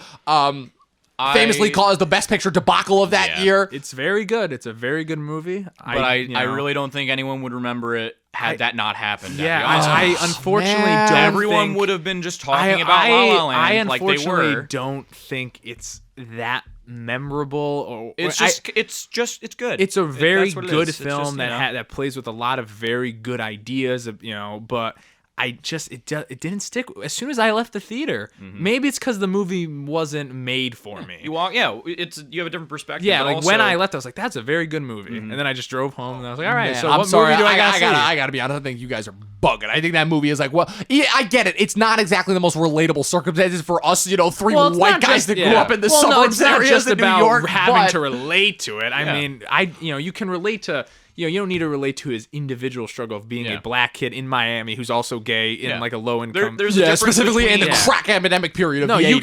You can empathize with the humanity, which I think we all did. It's you can really get with that, but just overall the film, I just think it. I don't know. I just think it kind of existed, and there was really I don't know. I don't really have much to say about it, but I didn't really think about him. It just didn't resonate. See, I've watched that movie several times since then. I just feel like that movie's statements about homosexuality, that movie statements about growing up and what that really means, and how it's one of the few movies that I've seen where they use the three act. It's one of the most unique uses of the 3-act structure in film that I've ever seen. And yeah, it was just a movie that just like I remember seeing the trailers and thinking, okay, that looks cool, and just that movie having a very, very profound effect on me. But yeah, so Adam, what would your 3 be from 2016? My 3 definitely La La Land, Hell or High Water, and Nocturnal Animals. Oh yes, we watched that in the same screen. I remember because that was the first time that like a lot of people had watched that movie. I watched Nocturnal Animals and I was just like breathless for most of it, and then when it ended, I was just like, oh. I feel bad. I actually haven't seen Nocturnal Animals or Hell or High Water, so I'm kind of like, yeah, that's a good list, man. Watch them like tonight. It's a very, very tricky thing. If I'm gonna go my 3, then so my 3, Moonlight. I still think y'all are bugging. Swiss Army Man, I think, is one that's super underrated and does not get talked about enough. And as much as I would love to put Nocturnal Animals, I'm really glad that you gave it a shout out. And I'm hoping that that's the means of how we put it on there. But I'm going Sing Street. Sing Street is to me. You guys have that one in common. Most definitely. This movie is maybe the best movie of possibly the decade. That movie, just in terms of like coming of age. It's sweet. It's simple. If you love music, if you love having a good time, if you love for me, that to me is the best idea of like a good, nice throwback movie, while at the same time just having its complete originality. Because the songs, you want to talk about one of the movies that is one of the few amazing original soundtracks of that year, that is one of them. It is Brandon, pure. over to you. Sing Street is by far one of my picks. It is pure, unadulterated joy at the cinema. I mean, the music is great. The characters are great. I just, every time I watch it, the first time I watched it again right after. It was so I watched it like 3 times in a 48-hour period. So that's one of your top 3. By what are the far. other 2? And then I will also throw in La La Land with you. I think that probably should have won over Moonlight. I think that's more of a memorable I still think film. you guys are bugging, I think, because but every it won, well, like, here's the thing. It's a great looking technical movie. So no, every year I was talking about this earlier. There's always one movie that can unite casual film fans and critics, and I think from that year it was La La Land. Yeah. I think there was a lot of casual movie fans that saw that and they respected the artistry of it, and then they start talking about like some of the throwbacks that have with like old French cinema and stuff. It's really interesting. Yeah. So I would put that in there. And then my third one, I'm gonna throw in Captain America: Civil War. I think it's my personal MCU favorite. I think it's a political drama. It's a great sequel to The Winter Soldier. The characters they're all given really great stuff to do. What Downey does in that movie as Iron Man is probably the best he's ever been. That to me, character. I will bouncing off that point. I will say that to me, seeing what Downey did in that movie, that was what I was expecting from Iron Man 3. That to me is what gave me like the rebirth of Downey into the and MCU. it has a lot of great kid action, like that airport scene, which was like fun. But for me, it's that end sequence with him in the bunker. I think that sequence the scene, is the scene where Tony Stark gets upset that his best friend, Captain America's best friend, killed his parents, and then they both beat the shit out of him for it. Yeah, You're upset. Yeah. We're gonna kick your ass now. Yeah, get over it. I mean, in their defense, he did kind of start it. Yeah. So, but it's some of the best. It's some of the best, most emotionally charged filmmaking that the MCU has ever done. I'd say more so than what they do with the other, Infinity War and Endgame. That end sequence of Civil War made me go like, all right, like this is really cinema, like what they're doing here. it's so bad. Careful. I was like, careful. Oh no! Scorsese and Josh are gonna hear this. They're gonna cut our throats tonight for freaking calling Marvel cinema. I would say I will say to bounce off of that point is that to me I feel like is what established the Russos and kind of their track record where every other one where the Russos with their track record in Marvel where it's like they got the one movie that's super tight and deformed and is like really entertaining and is constantly has you on the edge of your seat, and then they have the other one that's a little bit more laid back and a little bit more emotional, but once you get to that gut punches, oh man, so I feel and I like Civil War a lot, but it's another one of those movies where it's like the more I've thought about it, the more and more it's gone down on my list as opposed to other more recent efforts. So that to me is why it's not as consistent. Totally, it is not as consistent. You're right, and there are certain sequences to me that feel a little bit out of place, and I feel like okay, it works. I still very, very much enjoy it, and the fact that they pulled it off, I really enjoy. So what we have down for 2016 right now is what we're narrowing it down to. La La Land. Yes. Which I hate that I have to begrudging and I'll say La La Land, Moonlight, and Sing Street. I'd put Sing Street. Me personally, I would rather knock off La La Land for Nocturnal Animals, but if I you would knock off Moonlight though. So yeah. All right, so let's just only take Sing Street. Yes, only Sing Street. So Moonlight, La La Land, and Sing Street. Those are the ones that we'll go for that year. Okay, let's for that year. Let's do La La Land and Sing Street. Just La La Land and Sing Street? Yeah, both singing movies. I don't know. I absolutely agree. Musicals came back. I absolutely agree. Oh man. We gotta make tough decisions, Dom, and we don't want our list to be like everybody else's. I know, but I mean, none 2/3 of us aren't crazy. I'm sorry, about but if that's one decision that I'm gonna regret in the long run, I'm like, fine. I guess I might have to make a personal list. All right, we're almost done. We're almost done 17? with our nominations. 2017, 2 years ago, we are also all into college. I was about to say you're a year of graduating high school. Yeah, for me again, this year. It's a little bit easier, but I get why some people think that it's hard for me. This was another situation where it's like I definitely a lot of the blockbusters. That was when they went from being disappointed to just bad. That was the summer that we got. Oh boy, let us not forget the beginning of the Dark Universe, The Mummy with Tom Cruise. Oh man, yeah, that led to a dark universe, all right. I knew it was going to be bad. That's why I didn't see it. You and everyone else. That's why that movie bombed. So wait, what are we thinking? Yeah, so 2017. So 2017's hard. yeah, it definitely is. Are you guys? I think I got 3. You got 3. If you want, you can lead it off then. Absolutely one. My number 1 is probably Logan. I think that. Yeah. I mean.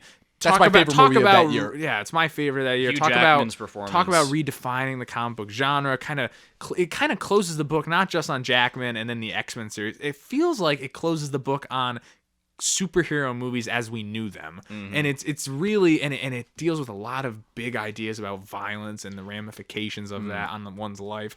I'd say that's definite for me. The other 2, What I like about it is it doesn't feel like a superhero movie. No, it's the a same Western. way. The same way The Dark Knight doesn't feel like a superhero. That's a movie. mob movie. It's like it's a mob or crime drama with superhero elements in it, just like how Logan's like a Western, like neo-noir almost. Yeah, you know what absolutely. I mean? Yeah, definitely. And also just in terms of like talking about like you want to talk about ramifications and how it serves as a great character study. Talk about like the ramifications of your actions just on yourself and how the and his you know body's but like him. literally his body is telling a story in and of itself in that movie where you finally see him just like at the end of the road, literally, where he's like He looks like shit. He looks by like the shit. end of it. His cuts are oozing pus. His wounds are not healing as well. It's one of the movies that you watch and as you're watching. To you're me, like, this is a classic movie I'm watching right now. To me, it's the Unforgiven of the superhero genre. Literally to the point where they're doing allusions in the movie itself to Shane, where you have Patrick Stewart watching that movie. It feels like it closes a book. So we're all agreeing. We're all agreeing. Logan is definitely well. So on my other 2, one of them would be I, Tonya. I thought that was like a modern day Goodfellas on ice. It was really It good. was fantastic. The acting all across the board is amazing. The script was strong. from the director of the Fright Night remake. Yeah, and the directing was probably the Really star well of the done. movie. He did a fantastic job. You ended up sympathizing with freaking Tanya Harding. Of all people. You're like, wow, like this is crazy. By then I was crying for her. So I would say that is my second. And then my third, I would... Any other day, I'd go with Good Time, but I want to be different. I'm going to go with Mother. I think that movie is such you a... contrarian you. I think it's You so awesome. contrarian you. I mean, I just think it's so batshit crazy with all the Bible metaphors, and by the end, it just explodes. It's like, we get it. It's the easy, Bible. it's Now, what easy are you trying to say? It's Oh, wait, easy nothing? to do a movie like that where it's like, okay, it's going to start slow, then by the end, it's going to be crazy, but I think it just works. And then I'll just say honorable mention, 3 Billboards, I thought was terrific. 3 Billboards is really great. Better than The Shape of Water, at least. But, you know, that's neither here nor there. That's neither here nor there. So, Adam, what would you say your 3 are? Other 2 from that year.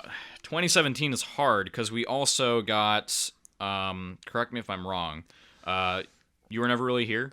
That was 2018. Yeah, Was that? Yep. Okay, so then that and First Reform were both 2018. Okay, then those are safe.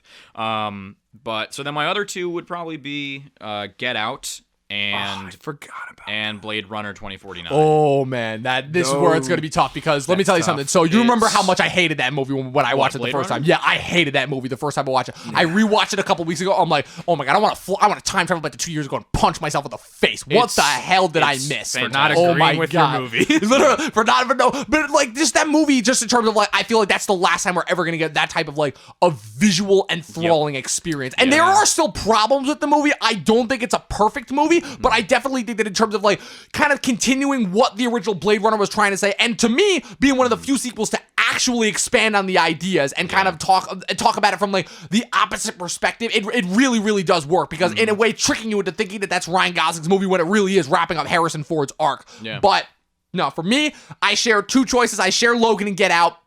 Get Out for me was like finally the movie that, besides just doing everything right that like Jordan Peele was setting out to accomplish with exploring race relations, what they really are. I want to take out Mother and switch with Get Out. But what's it called? But also just for me, finally being the movie that says, "Oh my God, horror movies can actually tell a story and be good, and not just rely on cheap schlock and jump scares." Thank friggin' God.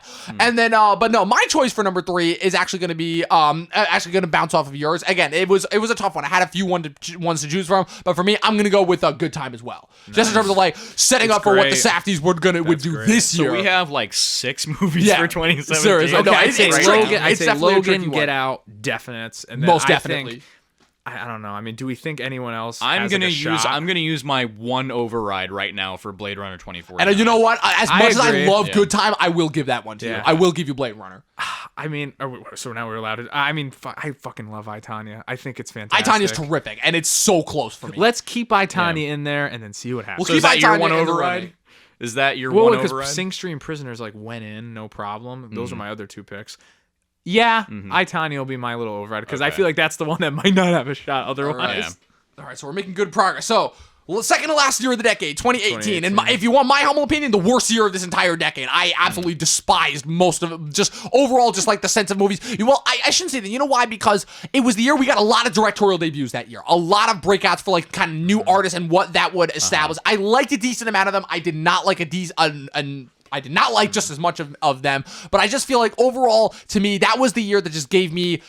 To me, that's the only year that feels like it has no identity. There's of that, one that stands out for 2018, Spider-Verse. Into the Spider-Verse, I'll give you, definitely. But even that one, it's like, there's just such a hodgepodge of different creative voices that are involved. And that's not a bad thing, not at all. Like, even to me, that's the only Lord and Miller production that I've seen that doesn't feel specifically like a Lord and Miller movie. It feels like so many different things at once. And don't get me wrong, I love that. Part of that is what makes the charm of Spider-Verse and what makes that such an interesting and unique and amazing movie. But overall, for me, it's just like, So what are your three? That's the trick, because that's really the only year that I really didn't have a dead set three, because it's kind of anyone. But if we're going into the Spider-Verse, I'll put Into the Spider-Verse on there, and then my other two are Roma and mid-90s. For me, those are like my two personal favorites. But it's like, it's probably going to be like completely different. And honestly, I wouldn't be shocked if like no other movie from 2018 makes it onto the list.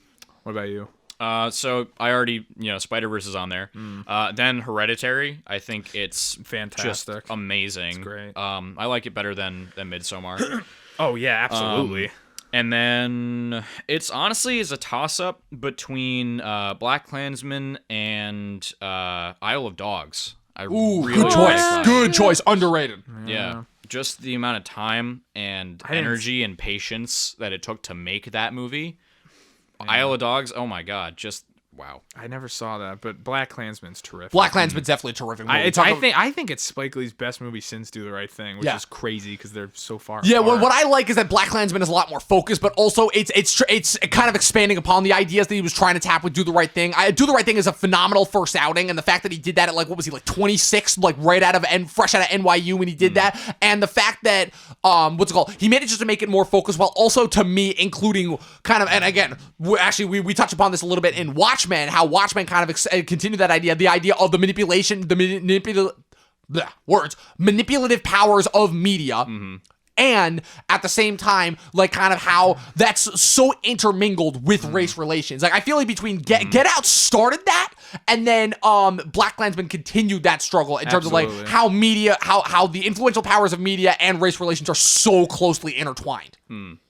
So, man, I would say I'll agree with Spider-Verse. I'll put that as one of them. I'll say I have two honorable mentions. One's First Reformed. I think it's terrific. Oh, yeah. I think it really does feel like a modern-day Taxi Driver in a weird way. But the same guy who wrote it. He Yeah, directed it. it's. So I'd say that, and then another honorable mention would be Mandy. I thought that movie was fucking Back to crazy. Panos Cosmatos. Fucking crazy. It was awesome. Nicolas Cage just giving it his all, height of his powers.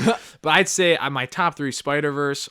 But then I'll say A Star Is Born. I loved it. I know it probably won't make it into like so that's fine if we leave it out. I just want to say it.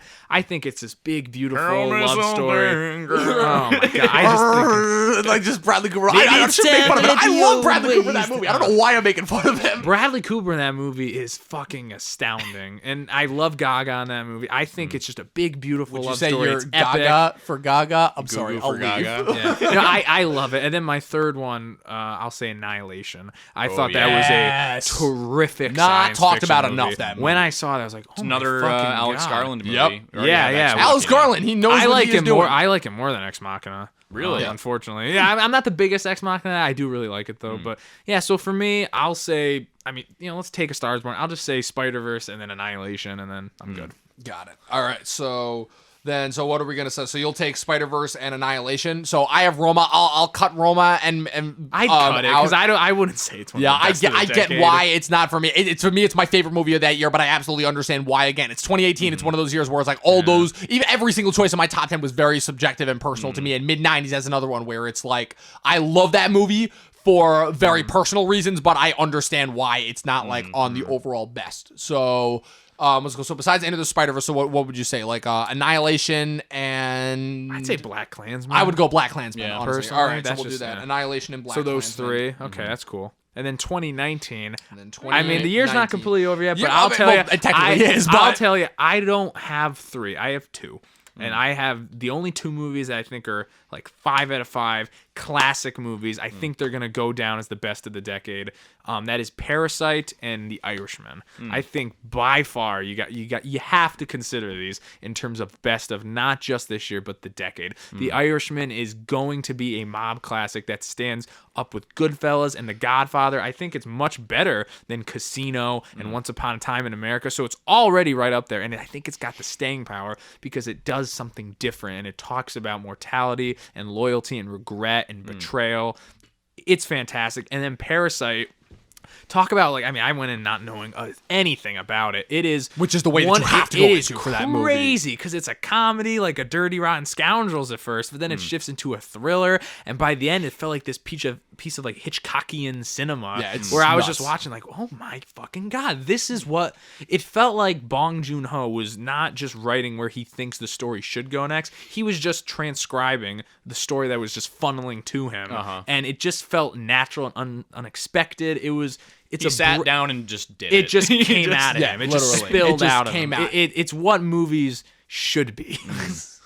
Would you say that it was cinema? Yeah, absolutely. And then I'll say Avengers Endgame is fucking awesome. Yeah, Avengers Endgame because is it amazing. adds a lot of humanity to the whole Marvel universe, and I think it's just terrific. Yeah, if we're bouncing off of that, don't get me wrong, Irishman comes close. I definitely feel like Irishman is going to have a lot more staying power over at least one of my choices. But for me, I'll give you Parasite, most definitely, even though my number 3 of the year is 1917, which again, it's tough to talk about because it hasn't gotten a wide release yet. But my other 2 for me would be Uncut Gems and Once Upon a Time in Hollywood. But again, those are much more so for me like personal choices to me. Uncut Gems, because I've never quite seen a movie that quite simulates the feeling of having a heart attack the way that movie does. Pretty crazy. And kind of It's the nuts. Safdies kind of like just expanding upon everything they did in Good Time and just completely like expanding it into like this crazy trek, like just a downward spiral into depravity, almost like you feel like you're going through this guy's mind as you're watching him. Besides the fact that it's Adam friggin' Sandler giving the best performance of his life. Yeah. Once Upon a Time in Hollywood, where you want to talk about a movie that for me tells a story about cinema itself. Like great. that to me is what that movie perfectly encapsulates. You know, I never looked at it that way. My opinion,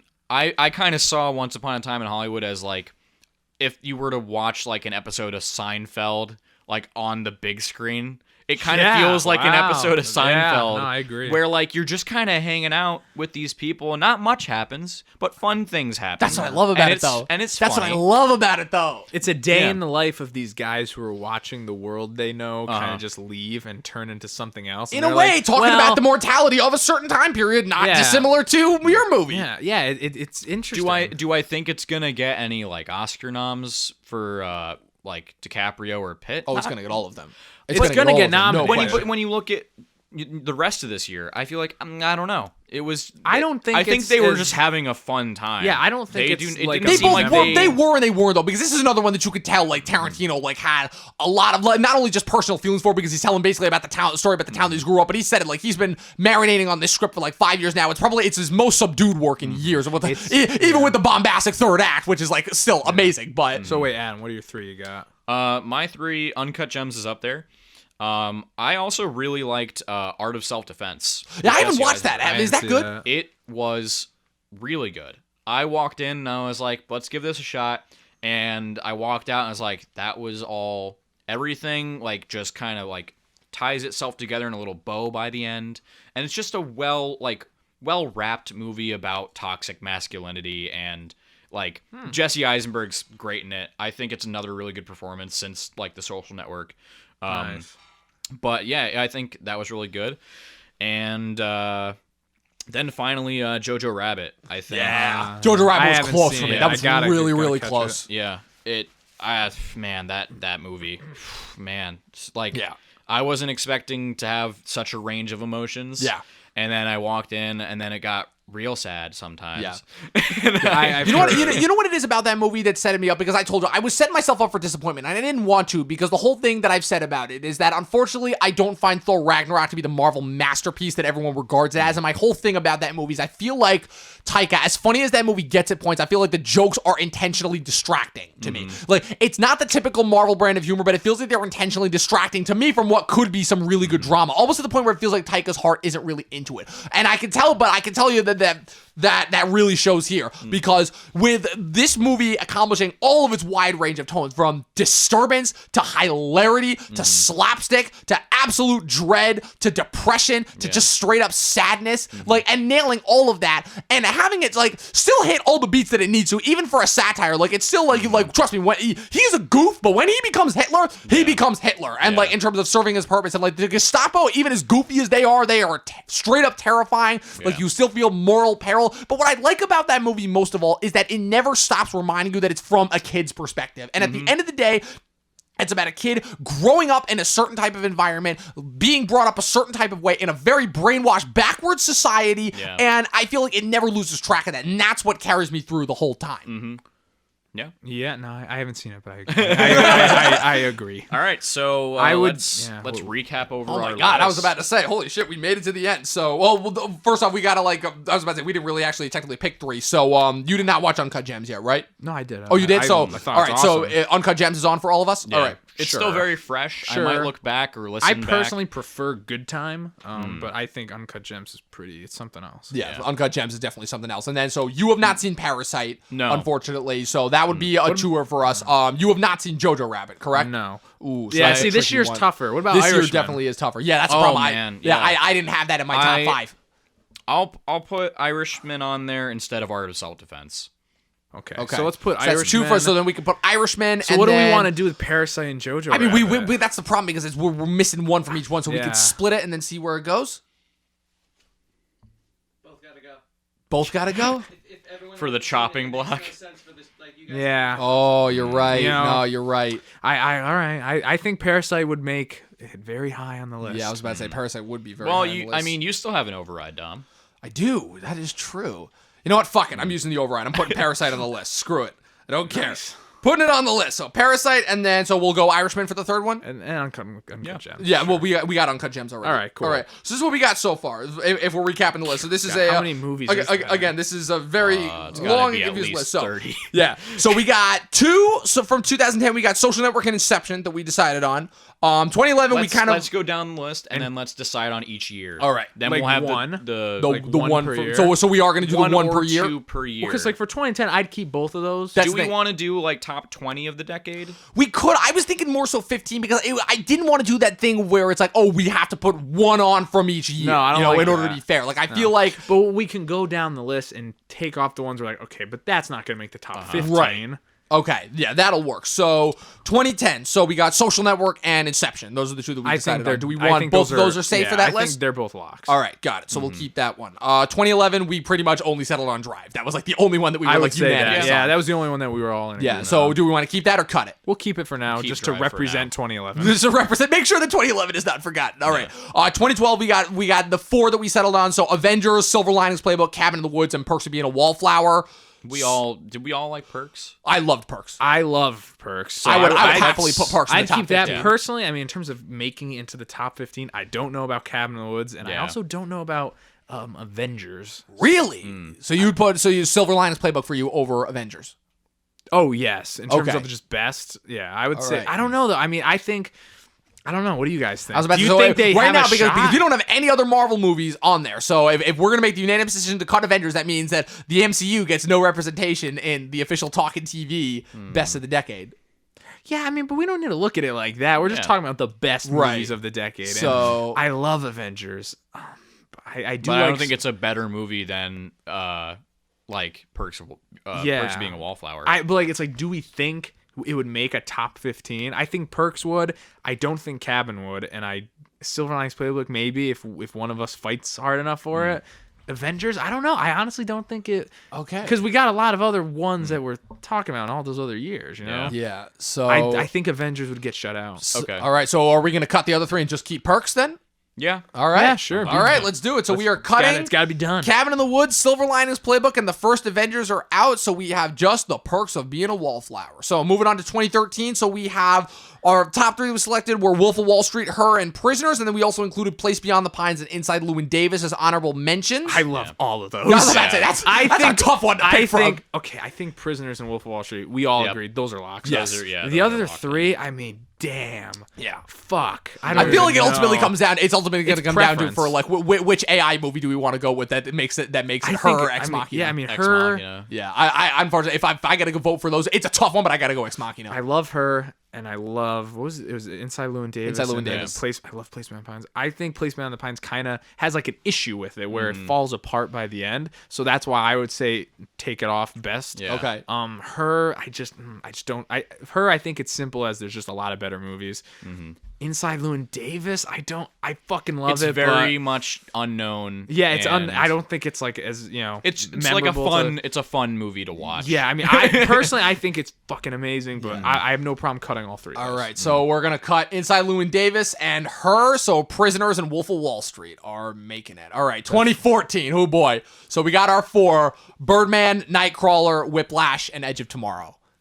Okay, so I'll. That's like no one wants to touch that okay. one. Whiplash, I think, is a set for me. I think Whiplash is. think that's a I don't lot. want to cut any of those. That's the problem. But if I had to pick between Birdman and Whiplash, Damn, I don't know. I mean, Birdman's my favorite from that year, but I kind of want to keep Edge of Tomorrow to see if it would. I think it would make maybe 15 or something like number 15. Number 15. I think that's Edge of why Tomorrow. I'm thinking. I don't know. But we could all we're all pretty dead set Nightcrawler staying on, right? Okay, good. Sure. I don't think it's gonna be high on the list. Oh, though. really? I think it's at least like a 11 or 12. Yeah, no, Yeah, I I think that's, it like, could pretty be decently around high. there. Yeah, okay. So yes, it's just me agreeing with you guys. I personally, if it was like my personal list, I wouldn't have Nightcrawler or Birdman on there. Right. But Whiplash, I'll I think, keep- is also Whiplash, on. we can Whiplash. I'll agree. keep on, and I can respect the artistry of the other films to say, yeah, they should stay on. So we're keeping Whiplash and Nightcrawler. We're getting rid of Birdman and Edge of Tomorrow. Sure. Oh, bye, Birdman. Bye, I also bye, like bye, Birdman. Oh man, I love Birdman. I Yeah. love that movie so much. I this is just me. Sean Penn's joke that he made before he announced it aside. What's it? Which remember again? that. Yeah, Yeah, I remember that too. That is like I was so beyond happy when that movie won Best Picture. All right, 2015. So we got Ex Machina, Mad Max, Fury Road, and Sicario. If I'm being those are the 3. those are the 3 that we I would decided take on. out Sicario. Yeah, if I'm being honest, like we gotta go with Let's Sicario. keep just Ex Machina Yeah. or Mad Mad Max. Max. All right, so kicking out Sicario, so Ex Machina and Mad Max. Okay, wait, now we're going to 2016. 2016, oh boy, here we go. La La Land, Moonlight, and Sing Street. You guys all know what my vote will be to cut one, but I think Sing Street's a definite. yeah, I definitely think we got to put Sing Street on there. Well, yeah, Adam hasn't seen it. I haven't seen it. Oh, But I mean, you also I was about to say you agree can with use La La use Land? your oh that's right, you use your I one already- punt from yeah. Blade Runner. And he used it for I He used it for But I, Tonya, and I Tonya is used not it, gonna. and I used it for Parasite. And I Tonya's probably not even gonna make it. Could I like switch? Could I say, okay, let's drop Can't I, switch. That's not how Tonya? that works. You can't like backtrack like that. Fine. Yeah, I think Sing Street belongs on the list. I'm fine cutting the other 2, unfortunately. Really, no Moonlight or La La Land. Honestly, in terms of I like don't top know. 10, I feel like They kept you fighting also it out at br- the Oscars. They may have trashed You each other's brought up how choices. La La Land was the one that kind of It is. It's the one It that is. that brought together critics and the common like. yeah, movie I mean, fans. Very, there's very few always movies one. do. Get Out was Yeah. it for the year following. I mean, personally, I would cut Moonlight.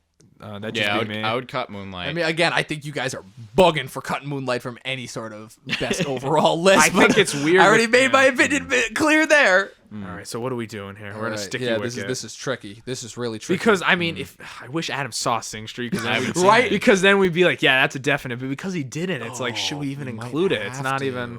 We might have to. But if we're cutting Sing Street, then I think we should just cut fucking all 3 of them. No, nothing. Fuck 2016. Nothing Because represents we're that one. not in agreement on Moonlight, and we're not in agreement on La La Honestly, Land. And yeah, we because of might have that, to do maybe they that. should just cancel each other out, and we'll move on. I thought we were all in agreement on La La Land. No, he doesn't like I La don't La like Land. it. I I'm not a yeah, fan of La you La don't like Land. it. Ooh. So Dom doesn't like La La Land, and then So that Adam and I aren't means crazy about Moonlight. Nocturnal Animals, yes, I'd be down for that. Although Adam and I are both in agreement on Moonlight, so it's like a 1v2. Wait, do we all whereas agree on 1v2, Nocturnal V2, Animals? V1. I, I'd be down for putting Nocturnal for just No, last minute it's swapping too late in the Nocturnal game for- Animals. No, Wild card. Wild no. card choice. I would say, I don't know. I think we should cut Moonlight, and then I don't know, because La La Land, Adam and I both agree with it. Yeah. But then Sing Street, you and I both agree Right, with it. I'm down to go with the original choice and just slash all three, even though I think that's a crime against humanity. What number are we sitting at right now? For amount of movies that we have That are locked 10. in. We have 10 movies right now that are locked in. Keep both of those. Moonlight and Keep all three Sing of Street? No. Keep La La Land and Sing Street. Yeah, let's cut Moonlight. Fine. I think it's awesome. I think you it's guys a great are movie, insane, but but yeah, we gotta move whatever. on. 2017. 2017. So we got your one honorable mention, I, Tanya, and then our three are Logan, Get Out, and Blade Runner. That's another. Well, like, Tanya's not really gonna freaking make it, tough one. unfortunately. I love it. I think it's one That's- of the best. It'd be in my top 10, but okay. that's, like, so we'll do. ridiculous. It's Logan. I think Get Out's a lock. Blade Runner, I could cut. Well, I could see Blade Runner getting cut. Like as much as I love that movie, I love it, and I used my override for it. I just want it to be clear that I love that movie before it gets chopped. Me too. Before With it- I-10. Before it It's gets chopped. beheaded. I would say Logan, Get Out. So Logan and Get Out. All right, so Easy. those two. 2018. 2018. So we got another three. We got Annihilation, Black Klansman, and Spider-Man Into the Spider-Verse. So Into the Spider-Verse, I think, is a lock. That's no question. I think we might. Aren't we on 14 right now? This is. I think so. Yeah. I don't see Black Klansman or Annihilation making the top 10. Yeah. So. And I that's why I'd say love knock both of them. those out. Fuck, Yeah, I but I'd love say them, knock but- both those out. Yeah, I think Spider-Verse is kind of the only like truly like defining one from that year. If you think about it. And then 2019. So right now, what's it called? Before we get to 2019, so just to give you how many movies in one movie. So we have Social Network, Inception, Drive, Perks of Being a Wallflower, Wolf of Wall Street, Prisoners, Nightcrawler, Whiplash, Mad Max Fury Road, Ex Machina, La La Land, Sing Street, Logan, Get Out, and Spider-Man Into the Spider-Verse. That's 15. That's 15 right there. Yeah. So what's 2019? So 2019, we have Uncut Gems, Parasite, which I use my pun on, and The Irishman. I would say Uncut Gems doesn't have a shot. Yeah, I think that one especially, would it's too say- new. Yeah, I would say The Irishman is probably the strongest contender. All right. Yeah, got I would it. say Irishman, and then I haven't Tricky seen because you haven't Parasite. seen Parasite, so I feel like by default that locks I that know. locks out Yeah. Parasite. I mean, because we already did it for the Sing Street. Yeah. Which sucks because if this is just like my Or we could personal list, knock out La La Land and put in Parasite.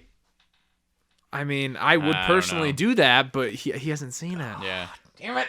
Worth a shot. All right. Screw it. So It looks kills like, me because if this was like my personal top 5 of the Right, decade, that's the it'd whole be thing. Parasite. And now you guys it'd be- understand the struggle that I had, where it's like why I couldn't All right, just okay, do it because it before couldn't we be kill it. Parasite, let me just say it's the best movie of this year, maybe the best of the decade, and Sing Street is in my top 10 movies ever. Wow. And I'm cutting them.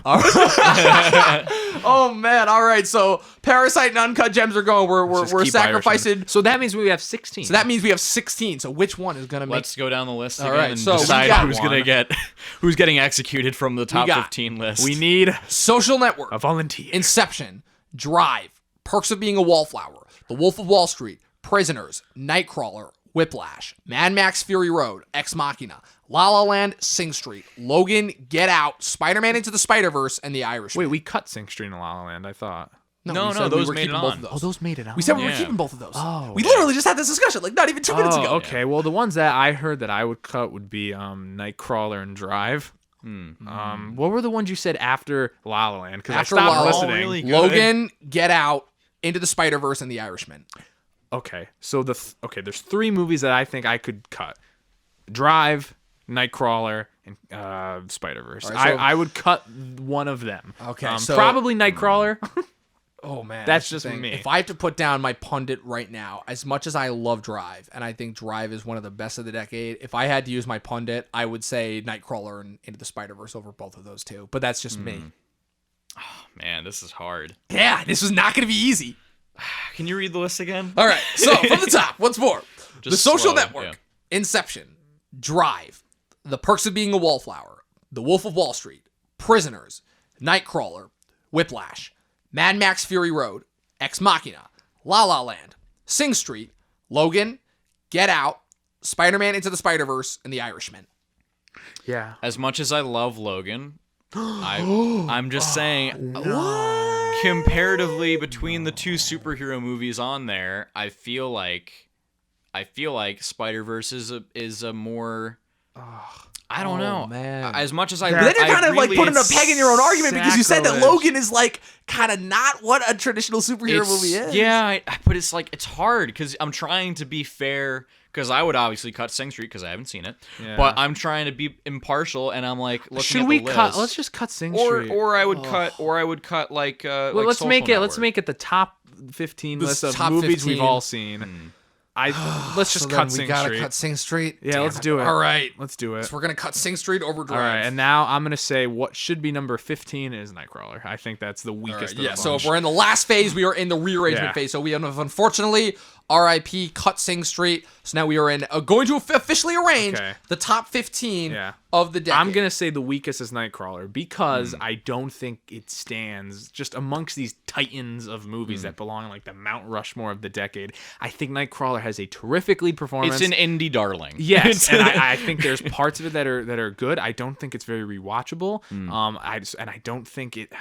And I could not disagree with you more on all those points. I think it's one of the most relevant movies. I think it's kind of continuing on what the Social Network set up in terms of like where we would go in this media-driven age, continuing bouncing off of what Whiplash and both Black Swan were doing in terms of what it'll do to go ahead, and also making you not sympathize but empathize with a sociopath. I didn't think it was that. I mean, okay, in terms of relevancy, yes, it was about video and news, but it didn't feel like a 2010. Like this is going on today. It felt like a period piece about like the early 2000s. Really? Really? I didn't get that vibe at all. I did not think Nightcrawler really belonged in this list at all, but I think it's a very good film. I just don't think it stacks up against all those other ones. I really don't. I think I think at the very least it does not belong in the top 10. I think number 15, 14, 13. I'll give it 15 All right. for right now. If that's the case, then I am outvoted. Yeah. But, But like, all right. how are we doing this though? In terms of like, are we just gonna take movies and start stacking? Pretty them? much, yeah. That's what we got to do. We're gonna count down and like it'll become obvious. Like, oh, what's the number one of like the decade? Okay. Kinda. Yeah, which, if you want to just knock it out of the way right now, I think number one should be Social Network, but that's just me. Like, just in terms of like, because I feel like Social Network did for this decade what no other movie did, which is both setting up for what this decade would be, while also kind of you can still watch that movie and kind of see all the starting points of what would happen with trajectory of both movies and society, and while also at the same time kind of being its own really great time capsule. Like, you look like I think of the 2010s and I think of the Social Network in the top 10, even top 5. I would do that. I would make like maybe 4. Oh, that's a good way to do it. We should decide what's going to be Top the bottom 5, yeah. bottom 5, and then like whatever The last 5 are and then left we or the arrange middle. them. Okay. All So right. that's a bottom 5. I think top 5 contender. Yeah. Okay, we're doing the top. Let's do the bottom first. Yeah, let's do bottom first. Okay. And then Bottom we'll five. get to I would put Nightcrawler, and then I think we're all kind of thinking Drive down there too. Yeah, I'm Yeah. like I said, I'd budge with I would budge with Drive and put that in the I would say bottom 5. Nightcrawler, All right. Drive, Drive and then- can be like honestly, I would say like 12 or 14. Yeah. Like So 12 what or do we? 13, What are 14. 3 other movies from that list that wouldn't be in the top 10? For me, La La Land. yeah, I'll agree with you. All right, I'll agree sweet. with you. I actually finally got somebody who agree with me on I La La would say Land. it's like number 11. Yeah, I'd I say. would say, yeah. So well, let's rank the bottom 5. I would say currently we need got 2 La more. La We Land. got La La Land, Drive, and Nightcrawler, so we need 2 more I'd for the ra- bottom 5. I would say. What are the other ones? I was That about we to say, you haven't- really want me to read off that list more? That we haven't. Yeah. Social Network, Inception, Perks, Wolf of Wall Street, Prisoners, Whiplash, Mad Max, Ex Machina, Logan, Get Out, Into the Spider-Verse, The Irishman. Honestly, I'd put Mad Max in the bottom 5. Really? Okay. And then I would. You guys are gonna hate me. I'd put Ex Machina. Nah, there. that's making it. All right. at No least way, I'm not budging on Okay, that top one. 10. Yeah, that's All at right, least the fine. middle. Then ground. I would I say, begrudgingly moved on Moonlight. I refuse to move on Ex All right, Machina. so I'd say I'd put Mad Max. Honestly, I'd put Mad Max and Spider-Verse in the bottom 5. I love agree. Spider-Verse. I could see Spider-Verse. I love For it. me personally, I would put Spider-Verse at 11, but I could definitely see how Spider-Verse would I go put in it the at bottom 12. 5. I put Okay, it at so put it at that's 12? in the bottom. Yeah. What about Mad Max in the bottom? I'd put that at 13. 13. Okay, So we have the 5. Yeah. I would say number 15, Nightcrawler. Nightcrawler, then Drive at 14. Drive 14. 13, you were thinking Mad Max, Yeah. Fury Road.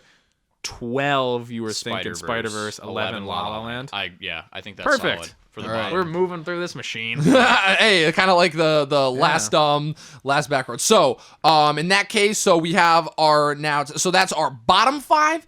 Now we have our next 5, which is our 10 through 6.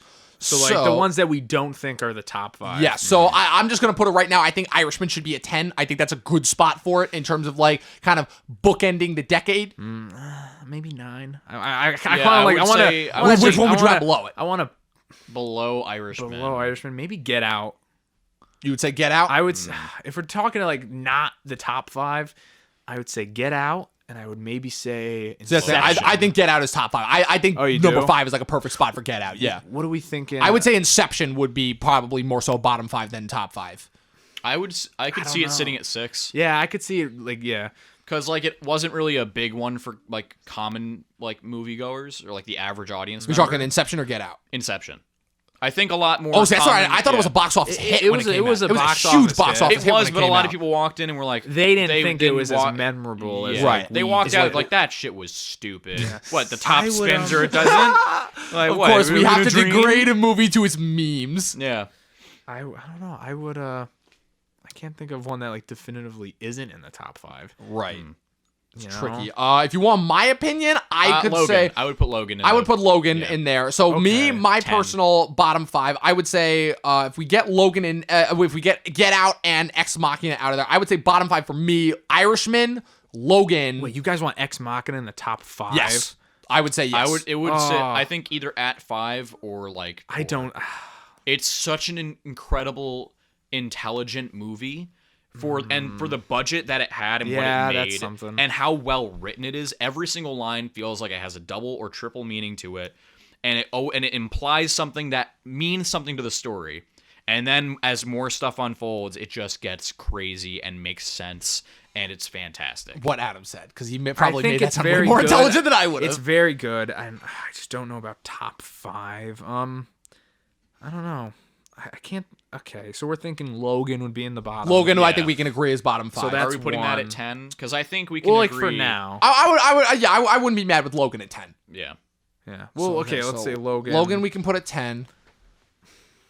Perks of being a wallflower. Perks of being a wallflower, I would say it was probably more so bottom 5 than anything Yeah, else. because we all agreed on that one. I Yeah. think that also. I don't think it's stands top out. 5. Yeah. Though. Yeah. It stands out for what it is, but Yeah. it's also definitely a situation of we're like defining, you know? Yeah. So we would say Perks at 9, we're thinking? Yeah. I would put Logan above Perks, but for now, let's just keep. Okay. Him. Like So, before it. Yeah, I would. Yeah, let's just find the 5 that aren't in the top 5. Yeah, I would say so we define, so Logan, Perks of being a wallflower, Irishman, and then, what's it called? I did feel like not agree about the Irishman. you did not agree being about in the top Irishman? 5. Oh.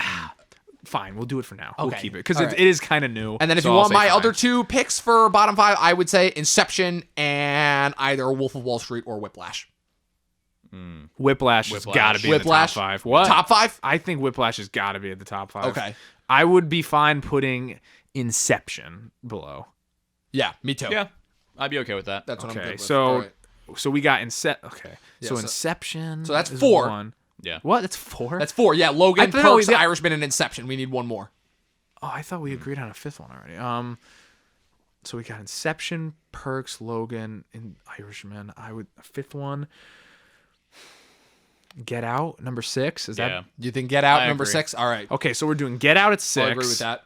And then we're doing Inception at 7. So our bottom that we have. So we have Get Out at 6, Inception at 7, The Irishman at 8, The Perks of Being a Wallflower at 9, and Logan at 10. I would switch Logan and Perks of Being a Wallflower. That's just me.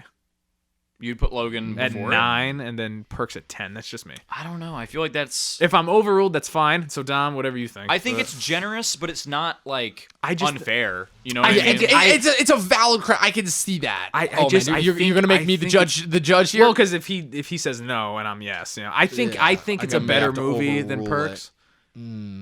Overrule what? You know what? Well, let's do it. I'll do that. Yeah, that's. I'll okay. happily do that. Put that. I loved Logan. I just think it's a better movie overall. Then Perks. So- Yeah. That leaves our top 5. So this is how we got to rank. So Social Network, Wolf of Wall Street, Prisoners, Whiplash, and Ex Machina. Me personally, Prisoners is still in there. Prisoners made it to top 5. yes! You're welcome. Prisoners. You're I feel like welcome. Prisoners. Let's do like 5 Yeah, that's Like- what I'll say. because I think the victory is that it got into the top 5 because I totally forgot it was still in the Yeah. competition. Well, we all agree it's fantastic. That's spellbound. like Sing Street. That's a top 10 movie of all time for Yeah, me. So I I'm definitely happy. think it didn't get enough praise when it first Yeah, came so out. I'd say Prisoners of 5. I would personally say I've let this Ex Machina train run long enough. I think it stops at 4. Okay. I you know what? I'll be willing to give you I'll that. put it at 3. You would put it at For 3? now. That's the thing. I'd put Whiplash at 3. I might have to put Whiplash at 3 and not budge. I love Whiplash. Wait, but we still have Wolf of Wall Street? I keep Wolf of Wall Street at 2. I think Wolf of Wall Street's... I think Wolf of, for me, No, Wolf of, I put it for me, at, like, Wolf of Wall 5. Street is a number 2. I feel like Wolf of Really? Wall Street is a number 2 and Damn. Social Network Wait, is a but number we 1. think Wolf of Wall Street is a better movie than The Irishman? Yes. Yeah. We already agreed on that. Really? Yeah. I think yeah. The Irishman's I think better, it's way but- more consistent than The Irishman. I love The Irishman, but I think in Wolf of Wall Street, you have to admire that movie's consistency, Chuck. Okay, personally, honestly, out of those 5, I mean, I would personally say the 4 and 5 are Ex Machina and Wolf. I would say Ex Machina makes it down in the top 3. Like, Damn, no! Oh, what's because the other one we're left with is like we're left with Social Network. Yep. And Whiplash. Whiplash. I think those. So I feel are like that's good not too. unfair. I think feel like I think those 2 are good too. What about Prisoners at number 4? Is there something we could put at number 5? didn't we say Prisoners? We said at Prisoners 5? is 5. Yeah, We but is said there that. some? Personally, I would put Wolf of Wall Street and Ex Machina below Prisoners. For me, it comes down to the ending. I don't think Prisoners' ending is very good. Oh, That movie to me is almost perfect until okay, the then ending. let's do Prisoners at 5. Okay. Ex Machina at 4. Okay. I can live with that. Whiplash at 3. Okay. Which leaves Wolf of Wall Street at 2. Yeah. Wolf of Wall Street and Social Network. You already know my thought process on that. I I think 5 and 4. I like Prisoners at 5. I like Machina at 4, even though I don't agree. But I think Whiplash is better than Wolf of Wall Street. You think Whiplash is better than Wolf of Wall Street? That's me. I honestly I'm Amateur outing versus like master at his work right here. I'm That's trying what it to comes think down of to. how Social Network got to number 1. Because in my opinion, I wouldn't have it at number 1 for Okay. best of the decade. Yeah. You know what I mean? Because if I were to go back and watch it now and then like compare it, because they're so different. I think it's so different to all the other movies. on the Right, but list. that's They're what all I love very about it. See, different. I rewatched You know that what? movie the other I'm night, and I'm thinking like, about that it movie now. has a rewatchability. I'm thinking about it now. I'll keep Whiplash at 3 because once he just said the amateur versus master, I was like, yeah. Because, Wolf of Wall Street, it's firing on all cylinders the whole time. Whereas Whiplash, it's fucking amazing, but it's like, it's his start. And you can watch it, and it's kind of like, all right. In my opinion, he never topped it. But Wolf is at number 2. so and Wolf then- is at 2, and then Social Network. We kind of have to. We Yeah, got that it. I mean, I'll I'll agree. go with it, yeah. I want to go back and watch it, but like I think it's incredible. Yeah. It's so I think good. it's Fincher's best film. Really, period. I am a jury still out on that one because I still have to see a majority of his big ones. But Well, I mean, like, if you're looking at him, like, Fight Club's very good, Seven's great, Gone Girl's very good, Zodiac's great, but, like, I just think The Social Network is his most consistent because with all those other movies, there's always, like, one thing where you're like, Zodiac didn't really have an ending, and, like, Fight Club, something like that, there's always something. Yeah. Whereas The Social Network is just, like, this perfect kind of definitely biopic. again, it's like him and weird. Sorkin, like those two are a dynamic power. So that's what we're settled on. Yep. All right. So without further ado, people, we did it. Countdown It was from long and 15. deliberate. Counting down from 15. These are, according to the Talkin TV, the movie nerd Adam and Brandon's official 15 best movies of the decade, and no Marvel movies. Oh, guess those don't qualify as cinema. Chris is cheering somewhere out there. All right. Number 15, Nightcrawler. Number 14, Drive. Number 13, Mad Max Fury Road. Number 12, Spider-Man Into the Spider-Verse. Number 11, La La Land. Number 10, The Perks of Being a Wallflower. Number 9, Logan. Number 8, The Irishman. Number 7, Inception. Number 6, Get Out. Number 5, Prisoners. Number 4, Ex Machina. Number 3, Whiplash. Number 2, The Wolf of Wall Street. And number 1, the unequivocal best movie of the decade, The motherfucking Social Network. Guys, this has been awesome. I'm happy with I'm that so list. happy that I managed to pull you guys down. yeah. Oh man, this was I am happy with the list, but there are still some movies that we mentioned that I think are better than the bottom 5 of the top Moonlight. 15. Yeah, But, like, I think if we all saw, like, Parasite, Sing Street, I think there's a couple that I didn't see. it's definitely tricky, Yeah. especially like given how this was the last year of the decade. But guys, I wanted to thank you guys both for coming down, for getting this season, this year, this No decade problemo. off to a banging start. Oh man, I can already smell that 2020 vision is going to be like Wait, let's ask absolutely Chris insane. what he thought of the list. Oh yeah, Chris, Get what him did you mic. think of the list? He's gone, walking in the mic. Basically, I hadn't met these two guys before today, but the fact that they didn't allow a single Marvel film to go on that list means that I trust them unequivocally with my life. Even though they talk positively about Marvel. That's what I think. Even though they talk positively well, technically, about it. Logan is a Marvel movie. It is a Marvel movie, just not MCU it's specifically. different. So, guys, without further ado, if we're going to wrap this up, social media platforms, where can people find you and your incoming escapades that will commence this new decade? My Snapchat is BFAL123. My Instagram is Brandon_Fallat. FALLAT. Brandon, you have been amazing. Thank you for coming here. No problem. Adam, where can people find you? I occasionally post. I'm not a big social media person, but if you want to see some of the stuff that me neither. I I just wanted to tell my thing. It's for Instagram. It's at Adam Sommer Films _ in between the words. I don't think you need to type that in to find me. You would be surprised. But that's like my professional portfolio page of like still shots of things I've shot. So. Definitely.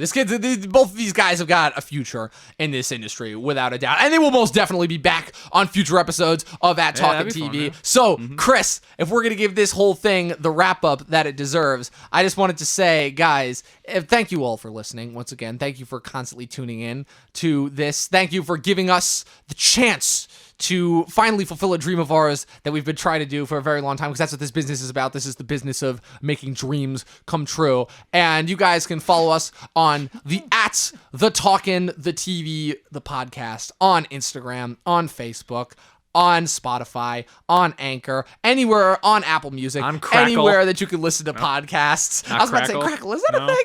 I saw one thing for a show there with Nick Nolte like 3 years ago, and then I never saw or heard anything else from that. So, Chris, if you wanted to just let us sign off before we head out.